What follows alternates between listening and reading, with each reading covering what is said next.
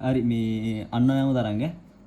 එතන අන්නායම තරංග කියන්නේ අර ශබ්ද තරංග ගන්නේ ශබ්ද තරංග කියන්නේ අන්නායම තරංග. හරිද? ශබ්ද තරංගයක් තමයි අන්නායම තරංගයට උණු උදාහරණය. එතන අන්නායම තරංගවලයි තීරයක් තරංගවලයි වෙනස මොකද්ද? තීරයක් තරංග යන්නේ තීරයක් තරංගයක් ගත්තොත් එහෙම තීරයක් තරංගයක් ප්‍රචාරණය වෙන්නේ කියන්නේ ගමන් කරන්නේ මේ දිශාවට නම් ඒකේ මාධ්‍යංශ චලනය වෙන්නේ කොහොමද? ලම්බව. නේද? ලම්බව තමයි චලනය වෙන්නේ.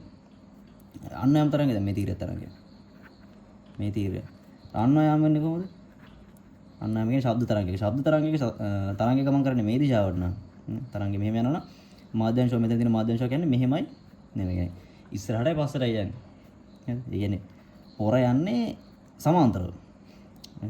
තරංගය ගමන් කරන දිශාවට සමාන්තරව තමයි මාධ්‍යංශ චලනය වෙන්නේ අන්නායම තරංගවල. තීරය තරංගවල අනිත් පැත්තට ලම්බව යන්නේ.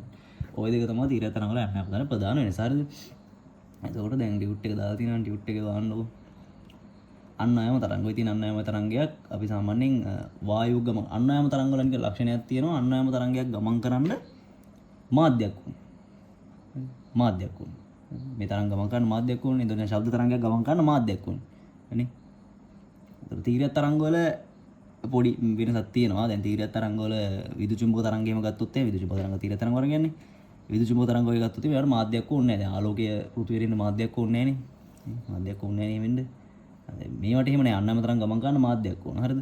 ඒතර අපි ගොඩක්ම ගන්න අන්නායම තරංගය කිව්වම එකපාරට ඔලුවට එනවා මොකද්ද? ශබ්ද තරංගය. නේද? ශබ්ද තරංගයක් ඔලුවට ආවම වැඩි ගොඩ. ශබ්ද තරංගයක් ඉතිරුව හැසිරලා තියෙන්නේ මෙන්න මේ ඔය දිනේ වායු අංශු එයා මොකද කරන්නේ? ඉස්සරහට තල්ලු කරනවා පිටිපස්සට තල්ලු කරනවා. නේද? ඉස්සරහට තල්ලු කරනවා පිටිපස්සට තල්ලු කරනවා. ඔය විදිහට තමයි ටියුට් එක බලන්න ඕනේ. මේ ටියුට් එක බලන්න. ඉස්සරහට තල්ලු කරනවා පිටිපස්සට තල්ලු කරනවා. එතකොට ඔහොම තල්ලු කරද්දී ශබ්ද තරංගයක් වාතය හරහා ගමන් කරද්දී වායු අංශු එක වෙලාවකදී එක තැනක එකතු වෙන්න පටන් ගන්නවා. ඇයි එකතු වෙන්න පටන් ගන්නේ? ඇයි එකතු වෙන්න පටන් ගන්නේ? තරංගයක් මේ පැත්තට ගමන් කරනකොට එයාගේ තියෙන මාධ්‍යංශුවක් එක වෙලාවක මේ පැත්තට යනවා.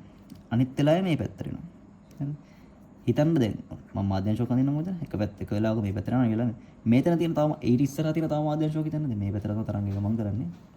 මෙතන මාධ්‍යංශුවක් තියෙනවා මෙතන මාධ්‍යංශුවක් තියෙනවා මෙයා මේ පැත්තට ගමන් කරනවා මෙයා මේ පැත්තට ගමන් කරනවා මෙයා මේ පැත්තට යන එක වෙලාවක මෙයා ඊළඟ වෙලාවේ මේ පැත්තට යනවා දැන් මේ මාධ්‍යංශ මෙයා මේ පැත්තට එන වෙලාවේදී මෙන්න මේ වෙලාවේදී මෙයා මෙන්න මෙතෙන්ට ඇවිල්ලා මෙන්න මෙතන මාධ්‍යංශුව හිටින වෙලාවේදී මේ මාධ්‍යංශුවත් මෙතෙන්ට આવත් මොකද වෙන්නේ මේ මාධ්‍යංශුවත් මෙතෙන්ට આવුත් ඒතර මෙතන මාධ්‍යංශුව මොකද දෙකක් එකතු වෙනවා ඔය වගේ මාධ්‍යංශුව වාතයක මාධ්‍යංශුව වායු අංශ ඕන තරම් තියෙනවනේ ඒතර ඒ වගේ වායු අංශ ගොඩාක් එකතු වෙලා මෙතන මොකද වෙන්නේ? ලොකු වායු ස්තරයක් හැදෙනවා. මෙතන නිකන් ඝනත්වයේ වැඩි වායු ස්තරයක් වගේ හැදෙනවා. වායු ප්‍රමාණය වැඩි, වායු අංශ ප්‍රමාණය වැඩි. දැන් එතකොට මේ වායු අංශ මෙතෙන්ට එද්දි මොකද උනේ? මේ හරිය වායුව අඩු වෙනවා. ඒක තමයි ඔය රූපේ වෙන්නලා තියෙන්නේ. මේ රූපේ වෙන්නලා තියෙන්නේ ඒක තමයි. මේ හරිය වායුව අඩු වෙලා තියෙනවා මේ හරිය එකට එකතු වෙලා තියෙනවා. මේ හරිය අඩු වෙලා තියෙනවා ආයෙ එකතු වෙලා තියෙනවා. ඔහොම වායුව අර ස්ප්‍රින් එකක් වගේ එකතු කරනවා අඩු කරනවා එකතු කරනවා අඩු කරනවා එකතු කරනවා අඩු කර කර තමයි අන්නායම තරංගයක් ගමන් කරන්නේ ඔහොම තමයි. නේද? වාතය ඔස්සේ අන්නායම තරංගයක් ගමන් කරන්න ඕන. එතකොට ඒ වායු අංශු අඩු වෙන ප්‍රදේශය තියෙන්නේ. වායු අංශු අඩුයි ඒ හරිය. හරි අපි ඉස්සරහට දැන් ඔක පීඩන වලින් කතා කරනවා හරිද? පීඩන වායුව ගැන කතා කරද්දී අපිට පීඩන කතා කරගෙන. අපි පීඩන වලින් කතා කරනවා දැන් ඉස්සරහට දැනගන්න ගන්න වායු අඩු ප්‍රදේශය අපි කියන මොනවද? විරලන. හරි? වායුව අඩුයි නම් අපි කියනවා විරලන. ඊට පස්සේ වායුව වැඩි දැන් අපි කියනවා සම්පීඩන. ඒක නම් අවුලන්නේ වචනෙත් එක්ක ගැලවෙනවනේ සම්පීඩන. සම්පීඩන කියන්නේ පීඩනේ වැඩි වගේනේ. වායු වැඩි වුණාම එකතු වුණාම නිකන් පීඩනේ වැඩි වගේනේ. අපි දැන් ඉස්සරහ වීඩියෝ එකේ කතා කරනවා. එතකොට මෙන්න හරි අපි කියනවා සම්පීඩනයක් මේක විරලනයක්. නේ වායුව අඩුයි මේ හරි තියෙන විරලනයක්. මෙතන තියෙන සම්පීඩනයක්. මේක සම්පීඩනයක් මේක විරලනයක්. සම්පීඩනයක් විරලනයක්. ඒතර අපි කියනවා අන්නායම තරංගයක් ගමන් කරන්නේ විරලන හා සම්පීඩන ඇති කරමින් සම්පීඩන හා විරලන ඇති කරමින් තමයි ගමන් කරන්නේ. එහෙම තමයි අන්නායම තරංගයක් මාධ්‍ය ඔස්සේ ගමන් කරන්නේ. මෙතන මේ විස්තරය කියලා දෙනවාද මේ? මෙලෙස තරංගයේ ප්‍රචාරණය වන දිශාවට සමාන්තරව මාධ්‍යංශ කම්පණය වෙමින් ප්‍රචාරණය තරංග අන්නායම තරංග වේ කියලා දෙනවා. මෙතනත් මේ කියලා තියෙනවා මොකද? අණු යත සම්පීඩනයක් හෝ විරලනයක් දෙයක් අතර දුර තරංගය. ඒක අපි දැන් ඉස්සරහට කතා කරනවා නේද? තරංගායාමයක් කොහොමද අන්නායම තරංගයක මේ තරංගායාමයක් ගන්නේ කියලා අපි දැන් ඉස්සරහට බලමු නේ. ඉස්සරහට කතා කරමු. හරි. එතකොට ඕනෑම මාධ්‍යයක් දිගේ අන්වායාම තරංග ප්‍රවේගය. අන්න යාම තරංග ප්‍රවේගය වරහන් ඇතුලේ ධ්වනි තරංග ප්‍රවේගය කියලා දාලා තියෙන්නේ තේහිම අන්න යාම තරංග කිව්ව ගමන් ධ්වනිය තමයි එන්න ඕන උඩට. ඕක තමයි අපිට තියෙන හොඳම උදාහරණය. වෙන අන්න යාම තරංග නැද්ද? තියෙනවා. තව තියෙනවා. ධ්වනිය තමයි ඒකේ සරලම උදාහරණය. හරිද? එහෙනම් අන්න යාම තරංග ධ්වනි තරංග ප්‍රවේගය. ඒතර ධ්වනිය ගැන මොකක් හරි ප්‍රශ්නයක් අහලා තිබ්බොත් ධ්වනි තරංග ප්‍රවේගය ගැන ප්‍රශ්නයක් අහලා තිබ්බොත් මේ සමීකරණයෙන් තමයි අහන්නේ. හරිද? තීරත් තරංග ප්‍රවේගයේ සමීකරණයක් වදන්න v = f ලැම්ඩා දන්නවනේ. මේක දන්නවනේ. මේක දන්නවා. හරිද? මේක දන්නවා. එතකොට මේකෙදී අපි සමීකරණයක් ගොඩනගනවා ධ්වනි තරංග ප්‍රවේගයට. ඕනම මාධ්‍යයක් දිගේ. ඕනම මාධ්‍යයක් දිගේ වායු වාතය විතරක් නෙමෙයි ඕනම මාධ්‍යයක්. ඕනම මාධ්‍යයක් දිගේ ධ්වනි තරංග ප්‍රවේගයට දැන් සමීකරණයක් ගන්න යන්නේ. මෙයා කියනවා මොකද? ඕනෑම මාධ්‍යයක් තුල ධ්වනි තරංග ප්‍රවේගය පහත රාශි මත රඳා පවතින බව සොයාගෙන ඇත. කවුරු හරි ඩයල් එකක් හොයාගෙන තියෙනවා මොකද්ද? මාධ්‍යයක් දිගේ අන්වයාම තරංගයක් ගමන් කරද්දී ඒ අන්වයාම තරංගයේ ගමන් කරන වේගයට බලපාන සාධක දෙකක් තියෙනවා. කියලා හොයාගෙන තියෙනවා. මොකද්ද එක? එක මොකද්ද? ප්‍රත්‍යස්ථානයේ තියෙන E. ප්‍රත්‍යස්ථානයේ E. M L ඍණ 1 T ඍණ 2ද? T ඍණ 2. M L ඍණ 1 T ඍණ 2 එයාගේ මාන. හරිද? එයාගේ මාන. ප්‍රත්‍යස්ථානියතේ මාන. දෙක ඝනත්වය D. එයාගේ මාන අපි දන්නවනේ. ml ඍණ 3නේ. අතන මේ යම්කිසි මාධ්‍යයක් ඔස්සේ අන්වයාම තරංගයක් යද්දී ඒ මාධ්‍යයට අදාළ ප්‍රත්‍යස්ථාන නියතයක් තියෙනවා. ඒ නියතයයි ඒ මාධ්‍යයේ ඝනත්වයයි මත තරංගයේ වේගය v කියන එක නා කියන අන්වයාම තරංගයේ වේගය v කියන එක නදා පවතිනවලු. හරිද? ඕක තමයි විද්‍යාඥයෝ හොයාගෙන තියෙන්නේ. හරිද? දැන් පොර හොයාගෙන තියෙන්නේ ඕකනේ. දැන් අපි හොයාගන්න යන්නේ මොකද්ද? එහෙනම් මොකද්ද මේ මෙන්න මේ v e d අතර තියෙන සම්බන්ධය? දැන් සමීකරණයක් කිව්වද? v f = f ලැම්ඩා කියන්නේ ඔයා දන්නවා. මේක දන්නවා. දැන් මොකද්ද v = e d ද? ඈ e වර්ග d ද? e බෙදීම d ද මොකද්ද? දන්නේ මේ මොකද දන්නේ දන්නේ. ඒක තමයි හොයන්නේ. ඒක හොයන්නේ. එතකොට නෝට් එක ලියද්දි මේක ඔප්පු කරලා ලියා ගන්න ඕනේ. හොඳේ. දැන් කොහොමද මේක ඔප්පු කරන්න යන්නේ? අපි දන්නවා යම්කිසි රාශියක් වෙනත් රාශි දෙකක් මත රඳා පවතිනවා කියන දන්නවා. මේක මාන විශ්ලේෂණය කියලා දෙන්නේ. හරිද? මේක සිලබස් එකේ උගන්වන්න නෑ. මේක එන විදිහ උගන්වන්න නෑ. උනාට දැන් මාන ප්‍රශ්නයක් ඇතුලේ මේක අහන්න පුළුවන්. මේ මාන ප්‍රශ්නයක් ඇතුලේ අහන්න පුළුවන්. අනේ අන්වයාම තරංගයක ප්‍රවේගය මෙන්න මේ දෙක අතර රඳා පවතිනවා. ඒතර මොකද්ද මේ දෙක අතර තියෙන සම්බන්ධය කියලා අහන්න පුළුවන්. මේ රාශි තුන අතර තියෙන සම්බන්ධය මොකක්ද කියලා අහන්න පුළුවන්. මේ මාන විශ්ලේෂණයෙන් ඔප්පු කරන්න කියලා. එහෙම අහන්න නෙමෙයි දැකලා තියෙන ප්‍රශ්න එනවනේ. ඒතර ඒක තමයි කරන්නේ. එතකොට ප්‍රවේගය අන්වයාම තරංග ප්‍රවේගය රඳා පවතිනවා. අපි කියන අනුලෝම සමානුපාතිකයි ඊටයි ඩීටයි. හරි. ඊටයි ඩීටයි අනුලෝම. දැන් අපි දන්නේ මේක අනුලෝම සමානුපාතිකද ප්‍රතිලෝම සමානුපාතිකද මොකුත් කියන්න දන්නේ නැහැ. හරිද? දැන් ඒක තමයි හොයන්නේ. හරිද? ඒක හොයන්නේ කොහොමද? අපි දාගන්නවා මෙන්න මේ ඊට සාධාරණ බලයක් දාගන්නවා x කියලා ඩීට සාධාරණ බලයක් දාගන්නවා y කියලා. එයි දැන් එහෙම දාගන්නේ. එහෙම දාගන්නේ. දැන් අපි x y හෙව්වොත් මොකක් හරි ක්‍රමයකින් මේ x y හෙව්වොත් හරිද? හිතන්න ඕන x සමානයි 2යි කියලා y සමානයි 1 බෙදීම 2යි කියලා. x සමානයි 2යි කියලා y සමානයි 1 බෙදීම 2යි. ඒතකොට සමීකරණය කොහොමද දෙන්නේ? v අනුලෝම සමානුපාතිකයි e වර්ග y 1 බෙදීම 2. ඒ කියන්නේ මොකද්ද? v අනුලෝම සමානුපාතයි e වර්ග y 1 බෙදීම කියන y ගේ මූලය. මේ d මෙතන d ගේ මූලය. දැන් හරිනේ. දැන් සම්බන්ධය දන්නවා. දැන් මේ මොනවද මේ බල මොනවද කියන දැන් දන්නවා. එතකොට ඕක තමයි කරන්නේ. මෙන්න මේ x y හොයන්න යන්නේ මොකක් හරි ක්‍රමයකින් x y හොයන්න යන්නේ. ඕක හොයන ක්‍රමයට අපි කියනවා මාන විශ්ලේෂණය. මාන විශ්ලේෂණය. දැන් මේ අනුලෝම සමානුපාතිකය තියාගෙන අපිට එපා වෙනවනේ වැඩි කරන්න. මොකද කරන්නේ? දාගන්නවා නියතය. ඒතකොට නියතයක් දැම්ම අනුලෝම සමානුපාතික අයින් වෙනවා කියන එක දන්නවනේ. ඒක මොකද කියන්න ඕනේ. මේකම තමයි ඩියුට් එකෙත් කරලා දිනවනේ මේ. මම කරලා දින්නේ මේ වැඩේම තමයි හොඳේ. මෙතන කරලා දින්නේ මේ වැඩේම තමයි. දැන් මොකද්ද මේ ලියලා තියෙන්නේ කියලා එක පට්ටයක් පයින්නවනේ බලමුම. ඒකින් තමයි මම මේ කියලා දෙන්නේ නේද? හරි. එතකොට දැන් අපි යනවා v අපි මොකද කරන්නේ සමීකරණේ දෙපැත්තෙම මාන ගන්නවා. මාන ගන්නේ කොහොමද? කොටු වරහන දාලා තමයි මාන ගන්නේ. කොටු වරහන දාලා තමයි මාන ගන්නේ. මේ තියෙන්නේ මාන. හරිද?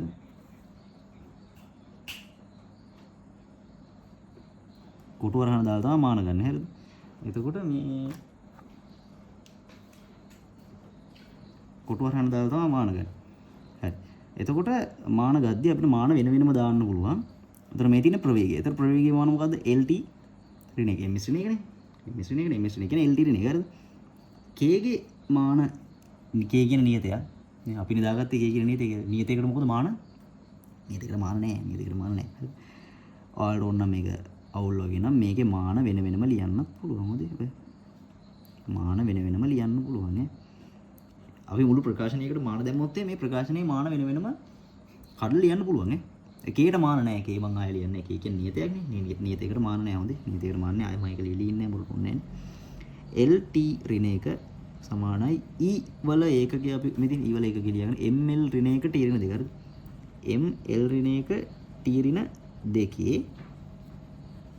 x වෙනි බලය. මාන ආදේශ කරන් පස්සේ ආයෙ කොටු වරහන ඕනේ නැහැ. x වෙනි බලය. හරිද? E වල මාන තමයි මේ ලිව්වේ. යාට x වෙනි බලයක් තිබ්බා. එහෙනම් x බලය එළින් තියාගත්තා. එයාගේ x වෙනි බලය. D කියන්නේ ML ඍණ 3 kg ML ඍණ 3 ML ඍණ 3 ML ඍණ 3 එයාගේ y කියලා බලයක් කියලා අපි දාගන්නවා. දැන් නේද? මොකද්ද බලය කියන්නේ දන්නේ? ඒක තමයි හොයන්නේ. y කියලා දාගන්නවා.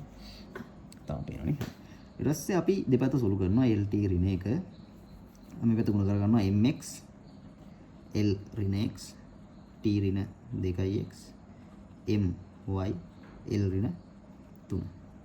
මේ ඔක්කොම වැඩි කිරීම වලින් තියෙනවා. මේ ඔක්කොම මෙතන වැඩි කිරීම වලින් තියෙනවා. දැන් මෙතන ඊට මදි මම යා පැත්තට ගේන්න. මේක මෙතෙන්ට ගේනවා. මේ පැත්තේ තියෙන LT ඍණ එක. මෙතන තියෙනවා MX තියෙනවා. M පද මොනවද තියෙන්නේ? Y තියෙනවා. ඒතර x වැඩි කිරීම MX වැඩි කිරීම MY. MX වැඩි කිරීම MY තියෙනකොට මොකද වෙන්නේ? දර්ශක එකතු වෙනවා. දර්ශක එකතු වෙනවා. L මෙතන ඍණ x තියෙනවා. L ඍණ 3 තියෙනවා. ඒතකොට දර්ශක ගුණ වෙලා තියෙන. ඒතකොට එකතු වෙනවා. L ඍණ x ඍණ 3. T වල ඉන්නේ ඍණ 2 විතර. ඍණ 2x. T ඍණ 2x කියලා ඉන්නවා. එච්චරයි ඉන්නේ. එච්චරයි. එච්චරයි. හරි. දැන් දෙපැත්තේ මාන සසඳනවා. දැන් දෙපැත්තේ මාන සසඳනවා. අපි L සසඳනවා. L සසඳනවා. මේ පැත්තේ L ගේ බලය කීයද? මේ පැත්තේ L ගේ බලය L ට බලයක් දාලා නැහැ කියන්නේ L ගේ බලය මොකද? 1යි. නේද? 1 සමානයි මේ පැත්තේ L ගේ බලය මොකද්ද? මේ තියෙන්නේ x ඍණ x ඍණ 3 ඍණ x ඍණ 3. x කීයද? x හොයන්න පුළුවන්. x මේ පැත්තට ගෙනල්ලා 1 මෙහා පැත්තට දාන ඍණ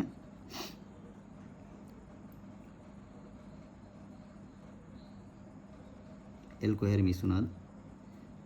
L ඍණ x ඍණ 3 L 1යි.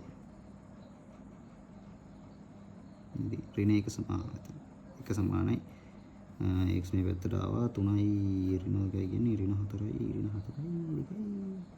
හරි. m තියෙනවා mx ධන y. එතකොට මේ පැත්තේ m සැසඳුවොත් මේ පැත්තේ m සැසඳුවොත් මේ පැත්තේ m ඉන්නවද? m නැහැ. m ගේ බලය කීයද? බිඳුව. මෙතන m ගේ බලය කීයද? බිඳුව. මේ පැත්තේ m ඉන්නවා x ධන y. x ධන y. x සමානයි ඍණ y කියලා මෙතනින් ප්‍රකාශනයක් කරනවා. මේක නම් ලොකුට ඕනේ නැහැ. අපිට කෙලින්ම t වලින් හෙව්වා ඇකි. හරිද? මේ පැත්තේ t මේ පැත්තේ t සඳමුකෝ. t සඳනවා. මේ පැත්තේ t ට තියෙනවා ඍණ 1. මේ පැත්තේ t ට තියෙනවා ඍණ 2යි x. හරිද? මේ පැත්තේ t ට තියෙනවා ඍණ 2යි x. ඍණ 2යි x. මෙන්න මෙතන තමයි පොඩ්ඩක් වැදිලා තියෙන්නේ. මෙන්න මෙතන my ගෙන් ගුණ කරලා තියෙනවා l. මේ මෙතන බලන්න. my ගෙන් ගුණ කරලා තියෙනවා m ගේ y වෙනි බලය කියලා. l ගේ ඍණ 3 ඍණ 3යි y වෙන්න ඕනේ. හොඳේ. ඍණ 3යි y. මෙතන ඍණ 3යි y. මෙතන ඍණ 3යි y. ඒතකොට x සමානයි ඍණ 4යි නෙමෙයි. හොඳේ. මෙතන x හොයන්න බෑ ගෙලින්ම. x හොයන්නේ මෙන්න මෙතනින් t ගෙන්. t ගේ මේ පැත්තේ ඍණ 1 තියෙන්නේ. මේ පැත්තේ ර්ණ 2x නේ. t ගේ ඍණ 1 තියෙන්නේ. මේ පැත්තේ ඍණ 2x. ඍණ 1 සමානයි ඍණ 2x. ඒතකොට x සමානයි භාගයයි කියලා එනවා. x සමානයි භාගයයි. x හොයාගත්තා. ඒතකොට x භාගයයි එහෙනම් y කීයද? x භාගය නම් y කීයද මේ? මෙන්න මේකෙන් ගන්න. x සමානයි භාගයයි නම් y කීයද? y සමානයි ඍණ භාගයයි. හරි. x සමානයි භාගය y සමානයි ඍණ භාගය. එතකොට ඔය දෙක හොයාගත්තන් පස්සේ බලන්න ටියුට් එක බලන්න. ඔය දෙක හොයාගත්තන් පස්සේ ටියුට් එක බලන්න. ටියුට් එකේ වෙන්නලා තියෙනවා මේ x භාගය කියලා හොයාගෙන තියෙනවා y ඍණ භාගය කියලා හොයාගෙන තියෙනවා. එතකොට සමීකරණය ගන්න විදිය බැලුවොත් එහෙනම් එතකොට y v සමානයි. එතකොට අපි දන්නවා v අනුලෝම සමානුපාතික වෙලා තිබ්බේ ඊටයි dටයි. එතකොට e ගේ දැන් අපි ගත්තේ කීයද? e ගේ x නේ ගත්තේ. ඔව් e ගේ x. එතකොට x ආයේ භාගයයි. e ගේ භාග වෙනි බලය. ඊට පස්සේ d ගේ ඍණ භාග වෙනි බලය.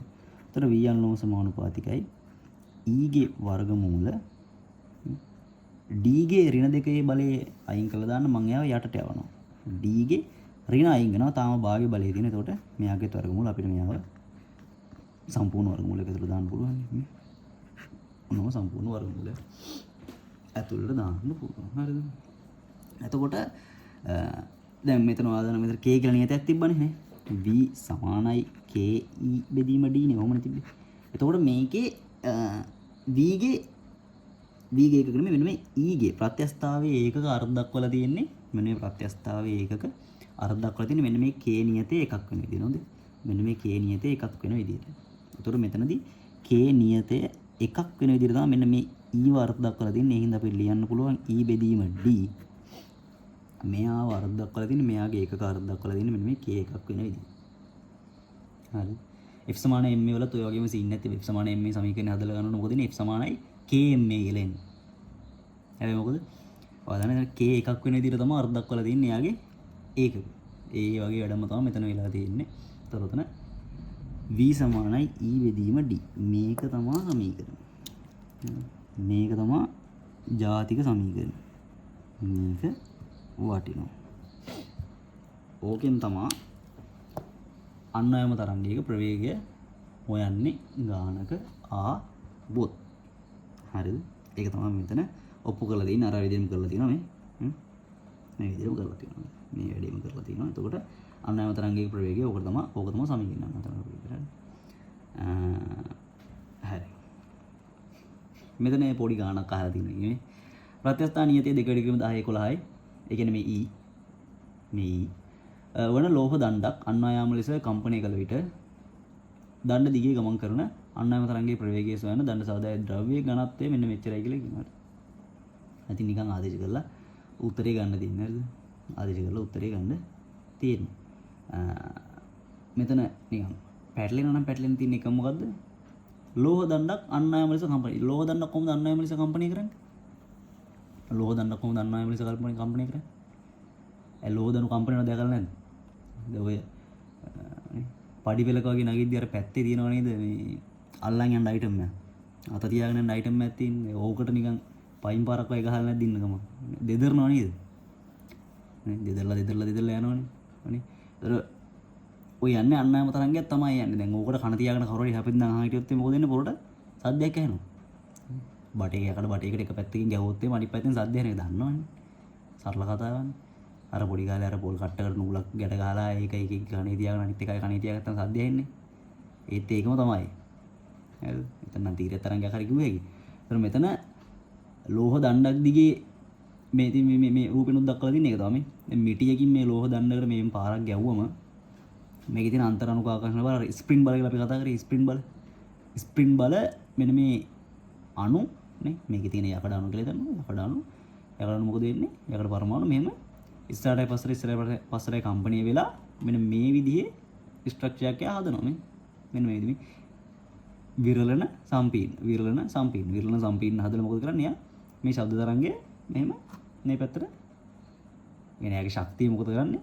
තරංගයක් කියන්නේ ශක්තිය අරන් යන ක්‍රමයන්නේ. යාගේ ශක්තිය මෙන්න මේ යකඩ දිගේ පරමාණු ඔස්සේ මේ පැත්තට අරන් යනවා.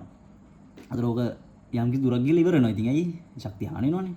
නේ ශක්තිය හානි වෙනවනේ. ශක්තිය හානලා දෙදරලා රත් වෙලා නේ. එක දේවල් වල ශක්තිය හානි වෙලා. ඉතින් මේ යම් කිසි දුරක් ගිහලා මේක නතර වෙනවා. ශක්තිය හානි වුනේ නැත්තම් මෙයා දිගටම යන්න තිබ්බා. ශක්තිය හානි වෙනවා වගේ නතර වෙනවා. ඒතර ඒ විදිහට තමයි මේ ලෝහ දණ්ඩක් අන්නායම ලෙස කම්පණය කරනවා කියන්නේ ඔය වගේ සීන් එක. ලෝහ දණ්ඩ පාරක් ගන්නවා වගේ සීන් එක. මිටියකින් ගන්න මොකක් හරි. ඒ වගේ. හරි. ඒතර ඒක අධිකල හදන්න පුළුවන් නේ. ඒක හදන්න ඕනේ නේ. සරලයි නේ. ඊට මේක දැම්මා. නේ 2 ඩිග්‍රී 10 11යි. මේ දාල්දී. ඒතර මෙතන ඝනත්වයට දාලා තියෙනවා 5 ඩිග්‍රී 13යි. 13ට 7න් කපලා ගියාම කීයද? කීයද 11න් 3ක් ගියාම කීයද? 9යි 8යි 8යි 3යි 11යි. එතන මෙතන මොකක්ද මේ ඇවිල්ලා? මම 7ක් දාලා තිනවා. හරි අතන 20යි කියලා ගන්න තියෙන්නේ නේ. හරි. 20 පහෙන් බෙදලා ගන්න තියෙන්නේ. හදන්නද ඒක? පැටලෙයිද? දැන් මේ බලන්න මේ v සමානයි e බෙදීම d. ගේ වර්ගමූලය. e කියන්නේ 2 වැඩි කිරීම 10 11යි බෙදීම 5 වැඩි කිරීම 10 3යි. ඔන්න. ඊට පස්සේ මෙතන තියෙනවා දැන් මේ කරලා තියෙන්නේ මෙන්න 20 වැඩි කිරීම 10 10යි කියලා ගන්න තියෙන්නේ. 20 වැඩි කිරීම 10 10 වෙන 5 වැඩි කිරීම 10 3යි. හරිනේ. එයාගෙන් 10 බලයක් අපිට මේකට ගන්න පුළුවන් 20. මෙතන 5තරක් 4යි මෙතන 10 වරක් 7යි. වර්ගමූල 4යි වැඩි කිරීම 10 7 වෙනි බලය. ඒක එහෙම කරේ නැත්නම් හැබැයි ටික හොඳයි වගේ නේ. නා ගමන්නේ. මූල 2යි sorry 2 වැඩි කිරීම 10 7 වෙනි බලයේ වර්ගමූල. 10 7 වෙනි බලයේ වර්ගමූලය කීයද කියලා හොයාගන්න. ඒක මම දන්නේ නැහැ. ඒක හොයාගන්න. ඒක දෙකෙන් ගුණ කරන්න 6320ක් කියනවලු මං හිතන්නේ. රවුම වෙලා නැගින් නැති වෙයි. මේ දශම ගණක් කියම ඉතින් වටේවල ඇත්තේ. හරිද? ඒක හොයාගන්න. හරි. සරල ගණන් එක. ඊට පස්සේ තියෙනවා. මොකක්ද තියෙන්නේ? ආ දැන් මේ වගේ තැනකට ආව නම් දැන් පොඩ්ඩක් නේ. දැන් පොඩ්ඩක් ඉන්න. දැන් පොඩ්ඩක් ටයිම් එකක් ගන්න විවේකයක් ගන්න. පොඩි විවේකයක් ගන්න. හරි. මේක නවත්තලා බලන්න පුළුවන් නේද? නවත්තලා ගිහලා විවේකයක් අරන් ඉන්න. දැන් ටයිම් එකක් අරන් ඇවිල්ලා දැන් පටන් ගන්න ඈ.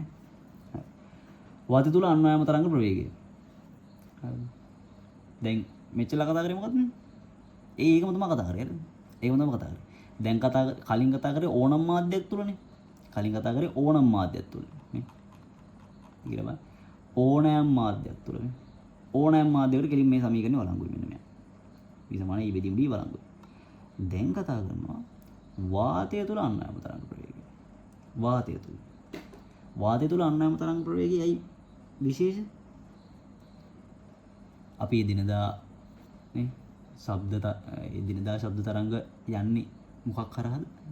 වාතය හරහා. දැන් මම මේ කතා කරන එක ෆෝන් එකට ඇහෙන්නේ කොහොමද? වාතය හරහා. ඒක වායු කනට ඇහෙන්නේ කොහොමද? ඒත් වාතය හරහා. නේ? වාතය හරහා නේ. වාතය හරහා යන්නේ. ශබ්ද තරංග යන්නේ වාතය හරහා.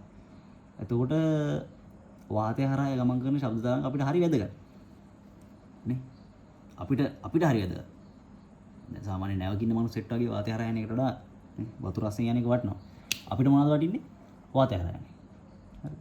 එතන මේ කියන මොකද වායු මාධ්‍ය දිගේ තරංග ප්‍රවේගයද මෙන්න මේ සමීකරණයම ගන්න පුළුවන් ලෝ. මේක ඕනෑම මාධ්‍යයකට. ඒතර මේක ඕනෑම මාධ්‍යයකට නම් මේක වාතයටත් එකඟයි. ඕනෑම මාධ්‍යයකට හරියන්නේ ඉතින් වාතයට හරියන්නේ බෑ. එහෙනම් හරි. හැබැයි වාතය හරහා දෙනි තරංගයක් යද්දී පොඩි තව ලස්සන ආතල්ලයක් තියෙනවා. හරිද? මේක ලාප්ලාස් නේ. ලාප්ලාස් ප්‍රෝග්‍රෑම ලාප්ලාස් කියලා විද්‍යාඥයෙක් හොයාගෙන තියෙනවා මොකද්ද? වාතයේ අපි යම් කිසි වාත ප්‍රදේශයක් සලකනවා කියලා හිතන්නකෝ. දැන් මේ මගේ කාමරේ තියෙන වාතය. හරිද? ලාප්ලාස් කෙනෙක් කියන හොයාගෙන තියෙනවා මොකද්ද? මෙන්න මේ E. ඒ කියන්නේ මේ වාතයේ ප්‍රත්‍යස්තතා නියතය මෙන්න මේ E සමානයි ගැමා පීට. ගැමා පීට සමානයි. මේ මු ගැමා. ආරෝපණයක් වගේ මු ගැමා. ගැමා පීට සමානයි. ඊට පස්සේ දැන් ගැමා කියන්නේ මොකක්ද කියලා හොයාගන්න වෙන්නේ. ගැමා ගැන මෙතන දීලා තියෙනවා. මෙහි ගැමා යනු වායුවක ප්‍රධාන විශිෂ්ට තාපධාරිතා අතර අනුපාතය වේ. හරිද? වායුවක ප්‍රධාන විශිෂ්ටතාවධාරිතා වර්ග දෙකක් තියෙනවා මේක දන්නවා. වායුවකට ප්‍රධාන විශිෂ්ටතාවධාරිතා වර්ග දෙකක් තියෙනවා. වායුවකට විශිෂ්ටතාවධාරිතාවය කතා කරන්න පුළුවන් එයාගේ පීඩනය නියත කරලා. වායුවකට විශිෂ්ටතාවධාරිතාවය කියන එක මතකද ඔක්කොම කලින්? මතකද විශිෂ්ට Q සමාන mc θ මතකද? c චූටි c කෙනෙක් කිටි පොර තමයි විශිෂ්ටතාවධාරිතාව. මතකද? ඒකක ස්කන්ධයක උෂ්ණත්වය එකකින් වැඩි කරන්න දෙන්න ඕන තාප ප්‍රමාණය තමයි C කියලා කියන්නේ. විශිෂ්ට තාප ධාරිතාව. හරිනේ? ඒ තමයි මෙයා. එතකොට වායුවකට ඔය වගේ කට්ටිය දෙන්නෙක් ඉන්නවා.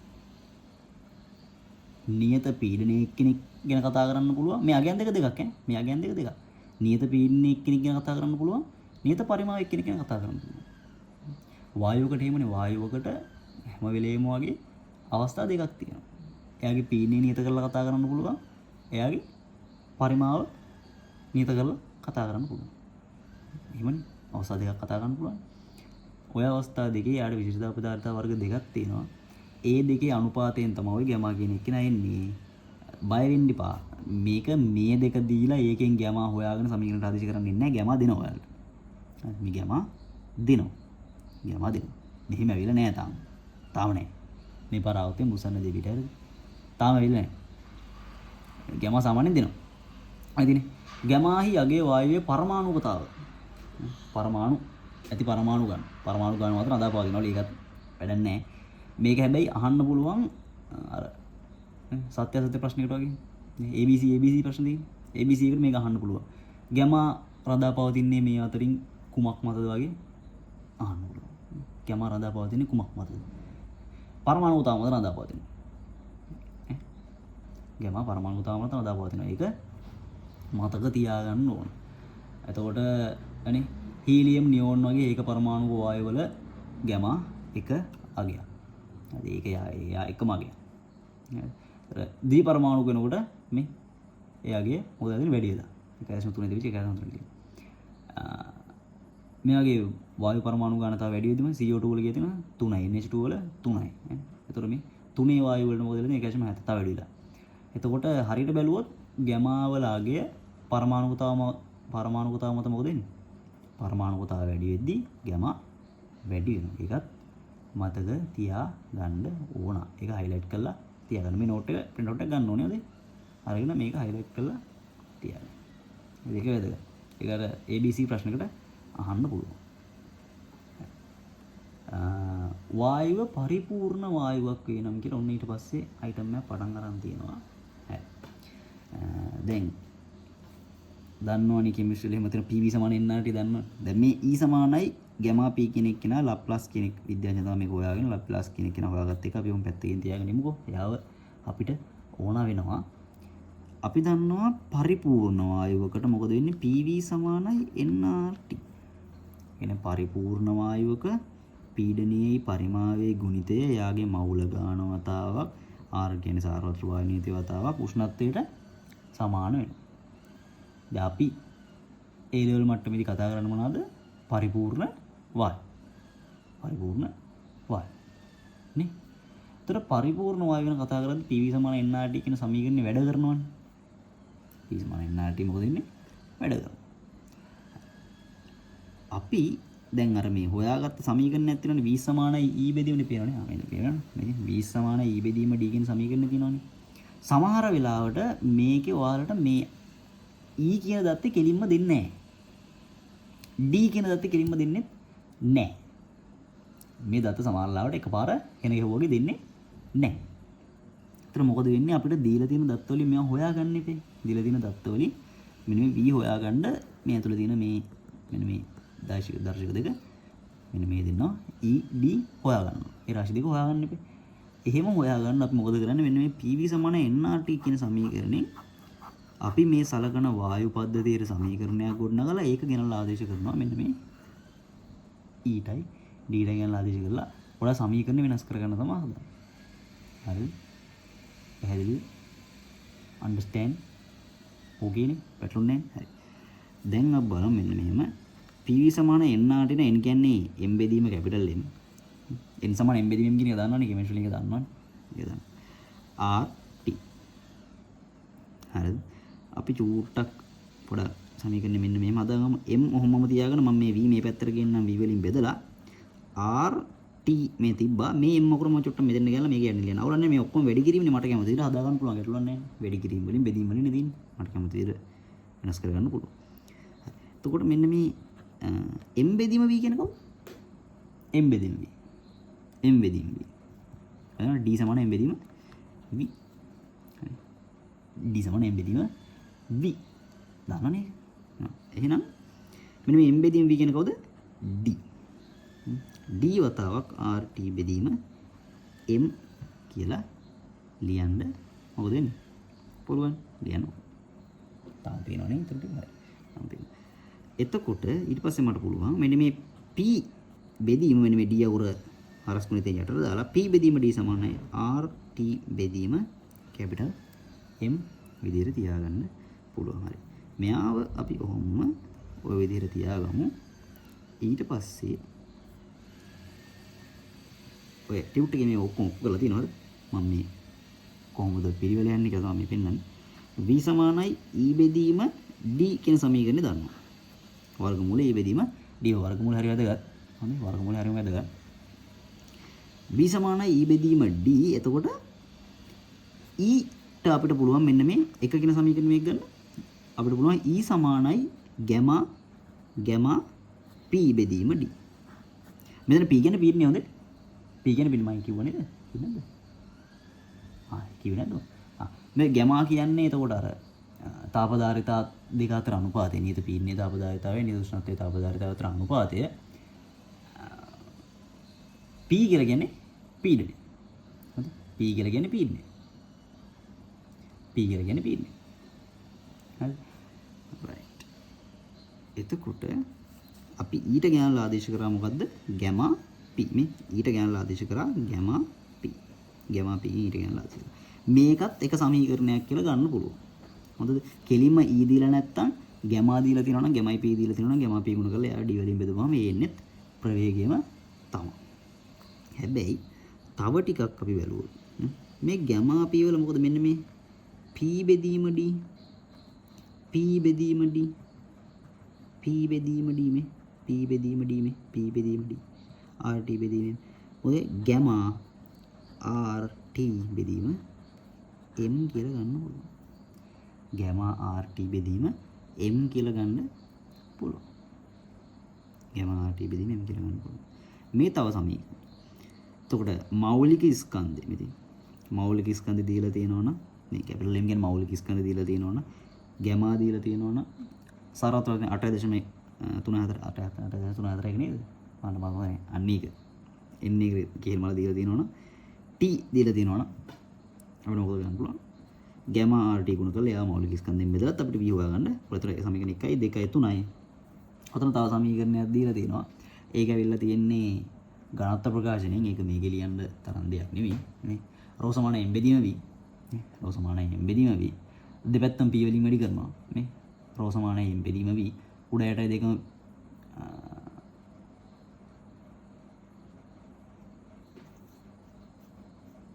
එකත් කරලා පෙන්නන්න නේ.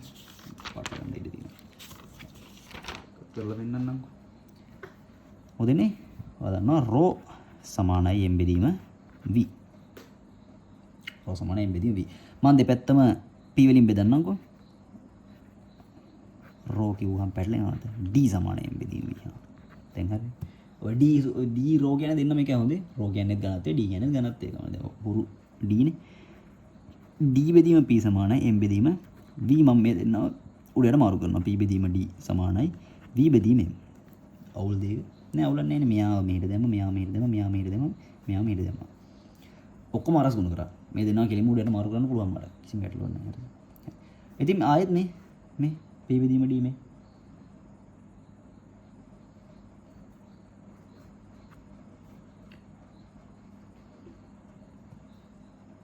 ආයෙත් මොකද වෙලා තියෙන්නේ? p බෙදීම d ඇවිල්ලා තියෙනවා. හරි. m බෙදීම v තියෙනවා.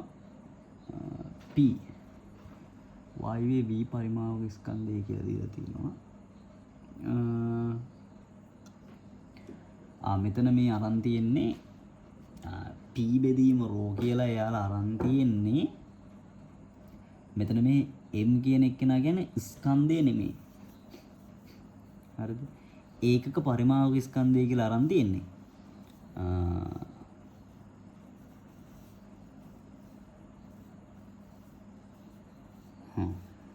කමන්නේ. එහෙම ගත්තත් කමන්නේ නැහැ. මෙහෙම ගත්තත් කමක් නැහැ ඉතින්. හරිද?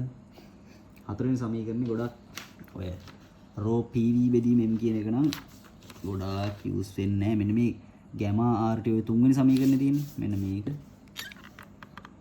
මේ ගැමා RT බෙදීමෙන් මෙන්න මෙයා. මෙන්න මෙයා තමයි උතන වැදගත් සමීකරණය. හොඳේ. මෙයා තමයි උතන යූස් වෙන සමීකරණය.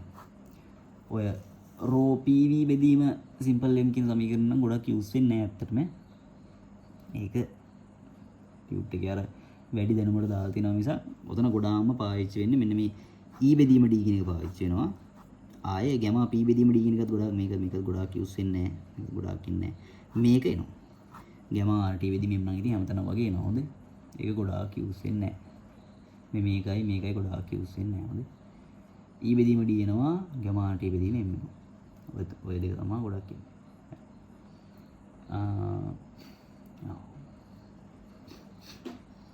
මෙන්න මෙතන තමයි කතාව පොඩ්ඩක් ටිකක් දරුණු වෙන්නේ. හරිද? හරි. ඉතින් තමයි කතාව පොඩ්ඩක් සීන් එකට එන්නේ.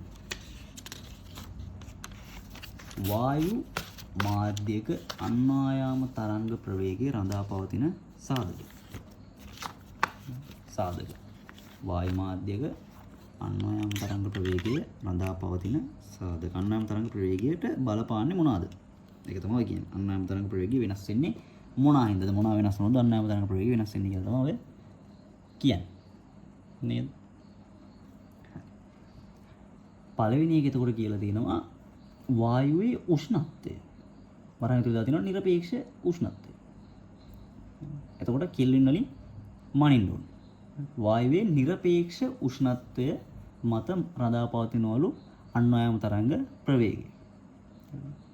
එහෙම වෙනවද? ඔන්න ඔතෙන් තමයි සමීකරණේ මම කිව්වේ පාවිච්චි වෙනවා කියලා. සමීකරණේ හැම වෙලේම අපි ගන්නවා කියලා ගැමා RT බෙදීමෙන් ඔය සමීකරණ හොඳට මතක තියාගෙන ඉන්න ඕන. මේ අපි වායුවක් යම් කිසි නිශ්චිත වායුවක් සලකලා හිතන්න ඕන. මම සලකනවා බැලුන් එකක ඇතුලේ තියෙන හීලියම්. බැලුන් එකක ඇතුලේ තියෙන හීලියම්. එහෙම නැත්නම් ඔන්න මගේ කාමරේ දන්නවනේ. මගේ කාමරේ දැන් මොකද කරන්නේ? දුරවජනෙන් ඔක්කොම වහලා ඒක ඇතුලේ තියෙන ඔක්කොම වායු වයින් කළා. මම මොනවද පුරවන්නේ? කැමති වායුවක් කියන්නේ. කැමති අකුර කියන වායුවක් කියන්නේ. මොනවද? එන් නිපුණි නෙත් මිසෙට්නේ. නෙත් නේ හොඳයි. එන් නයිට්‍රජන් පුරවනවා ඈ. ආවල නයිට්‍රජන් පුරවනවා. ඒතර නයිට්‍රජන් පුරවපුවාම මම ගන්නෙ නයිට්‍රජන් නේ. ඒතර මේ දැන් මම නයිට්‍රජන් සලකුවා නම් මොකද වෙන්නේ? සලකන ලද වායුවක් සඳහා. ඔය කියලා තියෙන සලකන ලද වායුවක් සඳහා. සලකන ලද වායුවක් සඳහා ගැමා R හා M නියත වේ. වායුවක් අපි නිශ්චිත වායුවක් සලකපුවාම අදනවා ගැමා කියන්නේ එයාගේ අර විශිෂ්ටතාවධාරිතා අතර අනුපාතයනේ. මතකද? විශිෂ්ටතාවධාරිතා අතර අනුපාතය. අපි සලකන ලද වායුවක් නම් එයාගේ මේ දෙන්න වෙනස් වෙන්නේ නැහැ. ඒතකොට ගැමා වෙනස් වෙන්නේ නැහැ. ගැමා කියන්නේ නියතයක්. අනික ඔයාලා හොඳට දන්නවනේ මේ මෞලික ස්කන්ධය මත මෙයා වෙනස් වෙනවා කියන්නේ පරමාණුවක් නේ. ඒක පරමාණුක වායුව වල මෙයා නියතයක්. නයිට්‍රජන් කියන්නේ මොකද? දී පරමාණුක වායුව. ඒතර මෙයා ගැමා කියන්නේ 2.4. 2.4 මෙයා වෙනස් වෙන්නේ නැහැ. ඊගොර ගැමා නියතයක්. R කියන්නේ ඉතින් කොහොමද? ඒක දන්නවනේ R කියන්නේ කොහොමද නියතයන්නේ. අපි නයිට්‍රජන් කියන වායුව සලකුවම එයාගේ මෞලික ස්කන්ධය මොකද වෙන්නේ? 14.28. ඒකත් නියතයක්. නේ. එතකොට මෙයා රඳා පවතින එකම සාධකය මොකද්ද? V අනුලෝම සමානුපාතිකයි T තියෙන උඩ T ගේ වර්ග මූලය. හැලයි පුතේ මෙන්න මේක හොඳට මතක තියාගන්න ඕනේ. මොකද්ද? මමත් කරපු වැරද්දක් මෙන්න මෙතන T මේ V අනුලෝම සමානුපාතිකයි වර්ගමූල T. හරිද? මේ වර්ගමූල ලකුණ නැතුව මේ ගාන හදන්න යන්න එපා. මෙතන වර්ගමූල ලකුණ තියෙනවා.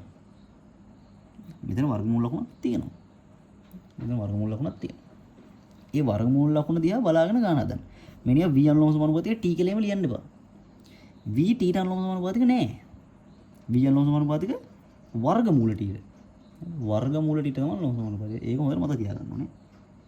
හරිද? ඊට පස්සේ ඕකම ආයෙ ගන්න පුළුවන් v සමානයි ගැමා r t බෙදීම m ගෙන් v සමානයි ගැමා r t බෙදීම m ගෙන් අපි සලකනවා උෂ්ණත්වයේ නියත අවස්ථාවක්. දැන් මේ වෙලාවේ සරමුද වායුව නියත නම් අපි සලකන්නේ නිශ්චිත වායුවක් නම් ඒ නිශ්චිත වායුවේ වෙනස් වෙන්න පුළුවන් මොකද්ද? උෂ්ණත්වය වෙනස් වෙන්න පුළුවන්. නේ? අවස්ථා කීපයක් තියෙන්න පුළුවන්. දැන් මගේ කාමරේ හරිද? ඇඳ යට තියෙන එක උෂ්ණත්වයක් වෙන්න පුළුවන්. අල්මාරිය උඩ හරිය තියෙන තව උෂ්ණත්වයක් වෙන්න පුළුවන්. නේ? වෙන්න පුළුවන්. ඒක වෙන්න පුළුවන්. අල්මාරිය උඩ තියෙන එක උෂ්ණත්වයක්. ඇඳ යට තියෙන තව උෂ්ණත්වයක්. නේ? ඔයාලන්ට කාමරයක සාමාන්‍යයෙන් රස්නේ වාතය කොහෙටද යන්නේ? රස්නේ වාතය යන්නේ උඩට. කාමරේ උඩට යනවා රස්නේ වාතය. එතකොට වායුවේ උෂ්ණත්වය මොකද වෙන්න පුළුවන්? තැන් තැන් වල වෙනස් වෙන්න පුළුවන් ඒක. හරිම සරලයිනේ. ඒතර උෂ්ණත්වය මත රඳා පැවතීම තමයි මේ තියෙන්නේ. එතකොට වායුවේ මෞලික ස්කන්ධයේ නියතව තියාගෙන උෂ්ණත්වය වෙනස් කරද්දී එයාගේ වෙනස් වීම තමයි මේ. ඕකම තව විදියකට පුළුවන්. අපි වායුවේ උෂ්ණත්වය එක විදියකට තියාගන්න.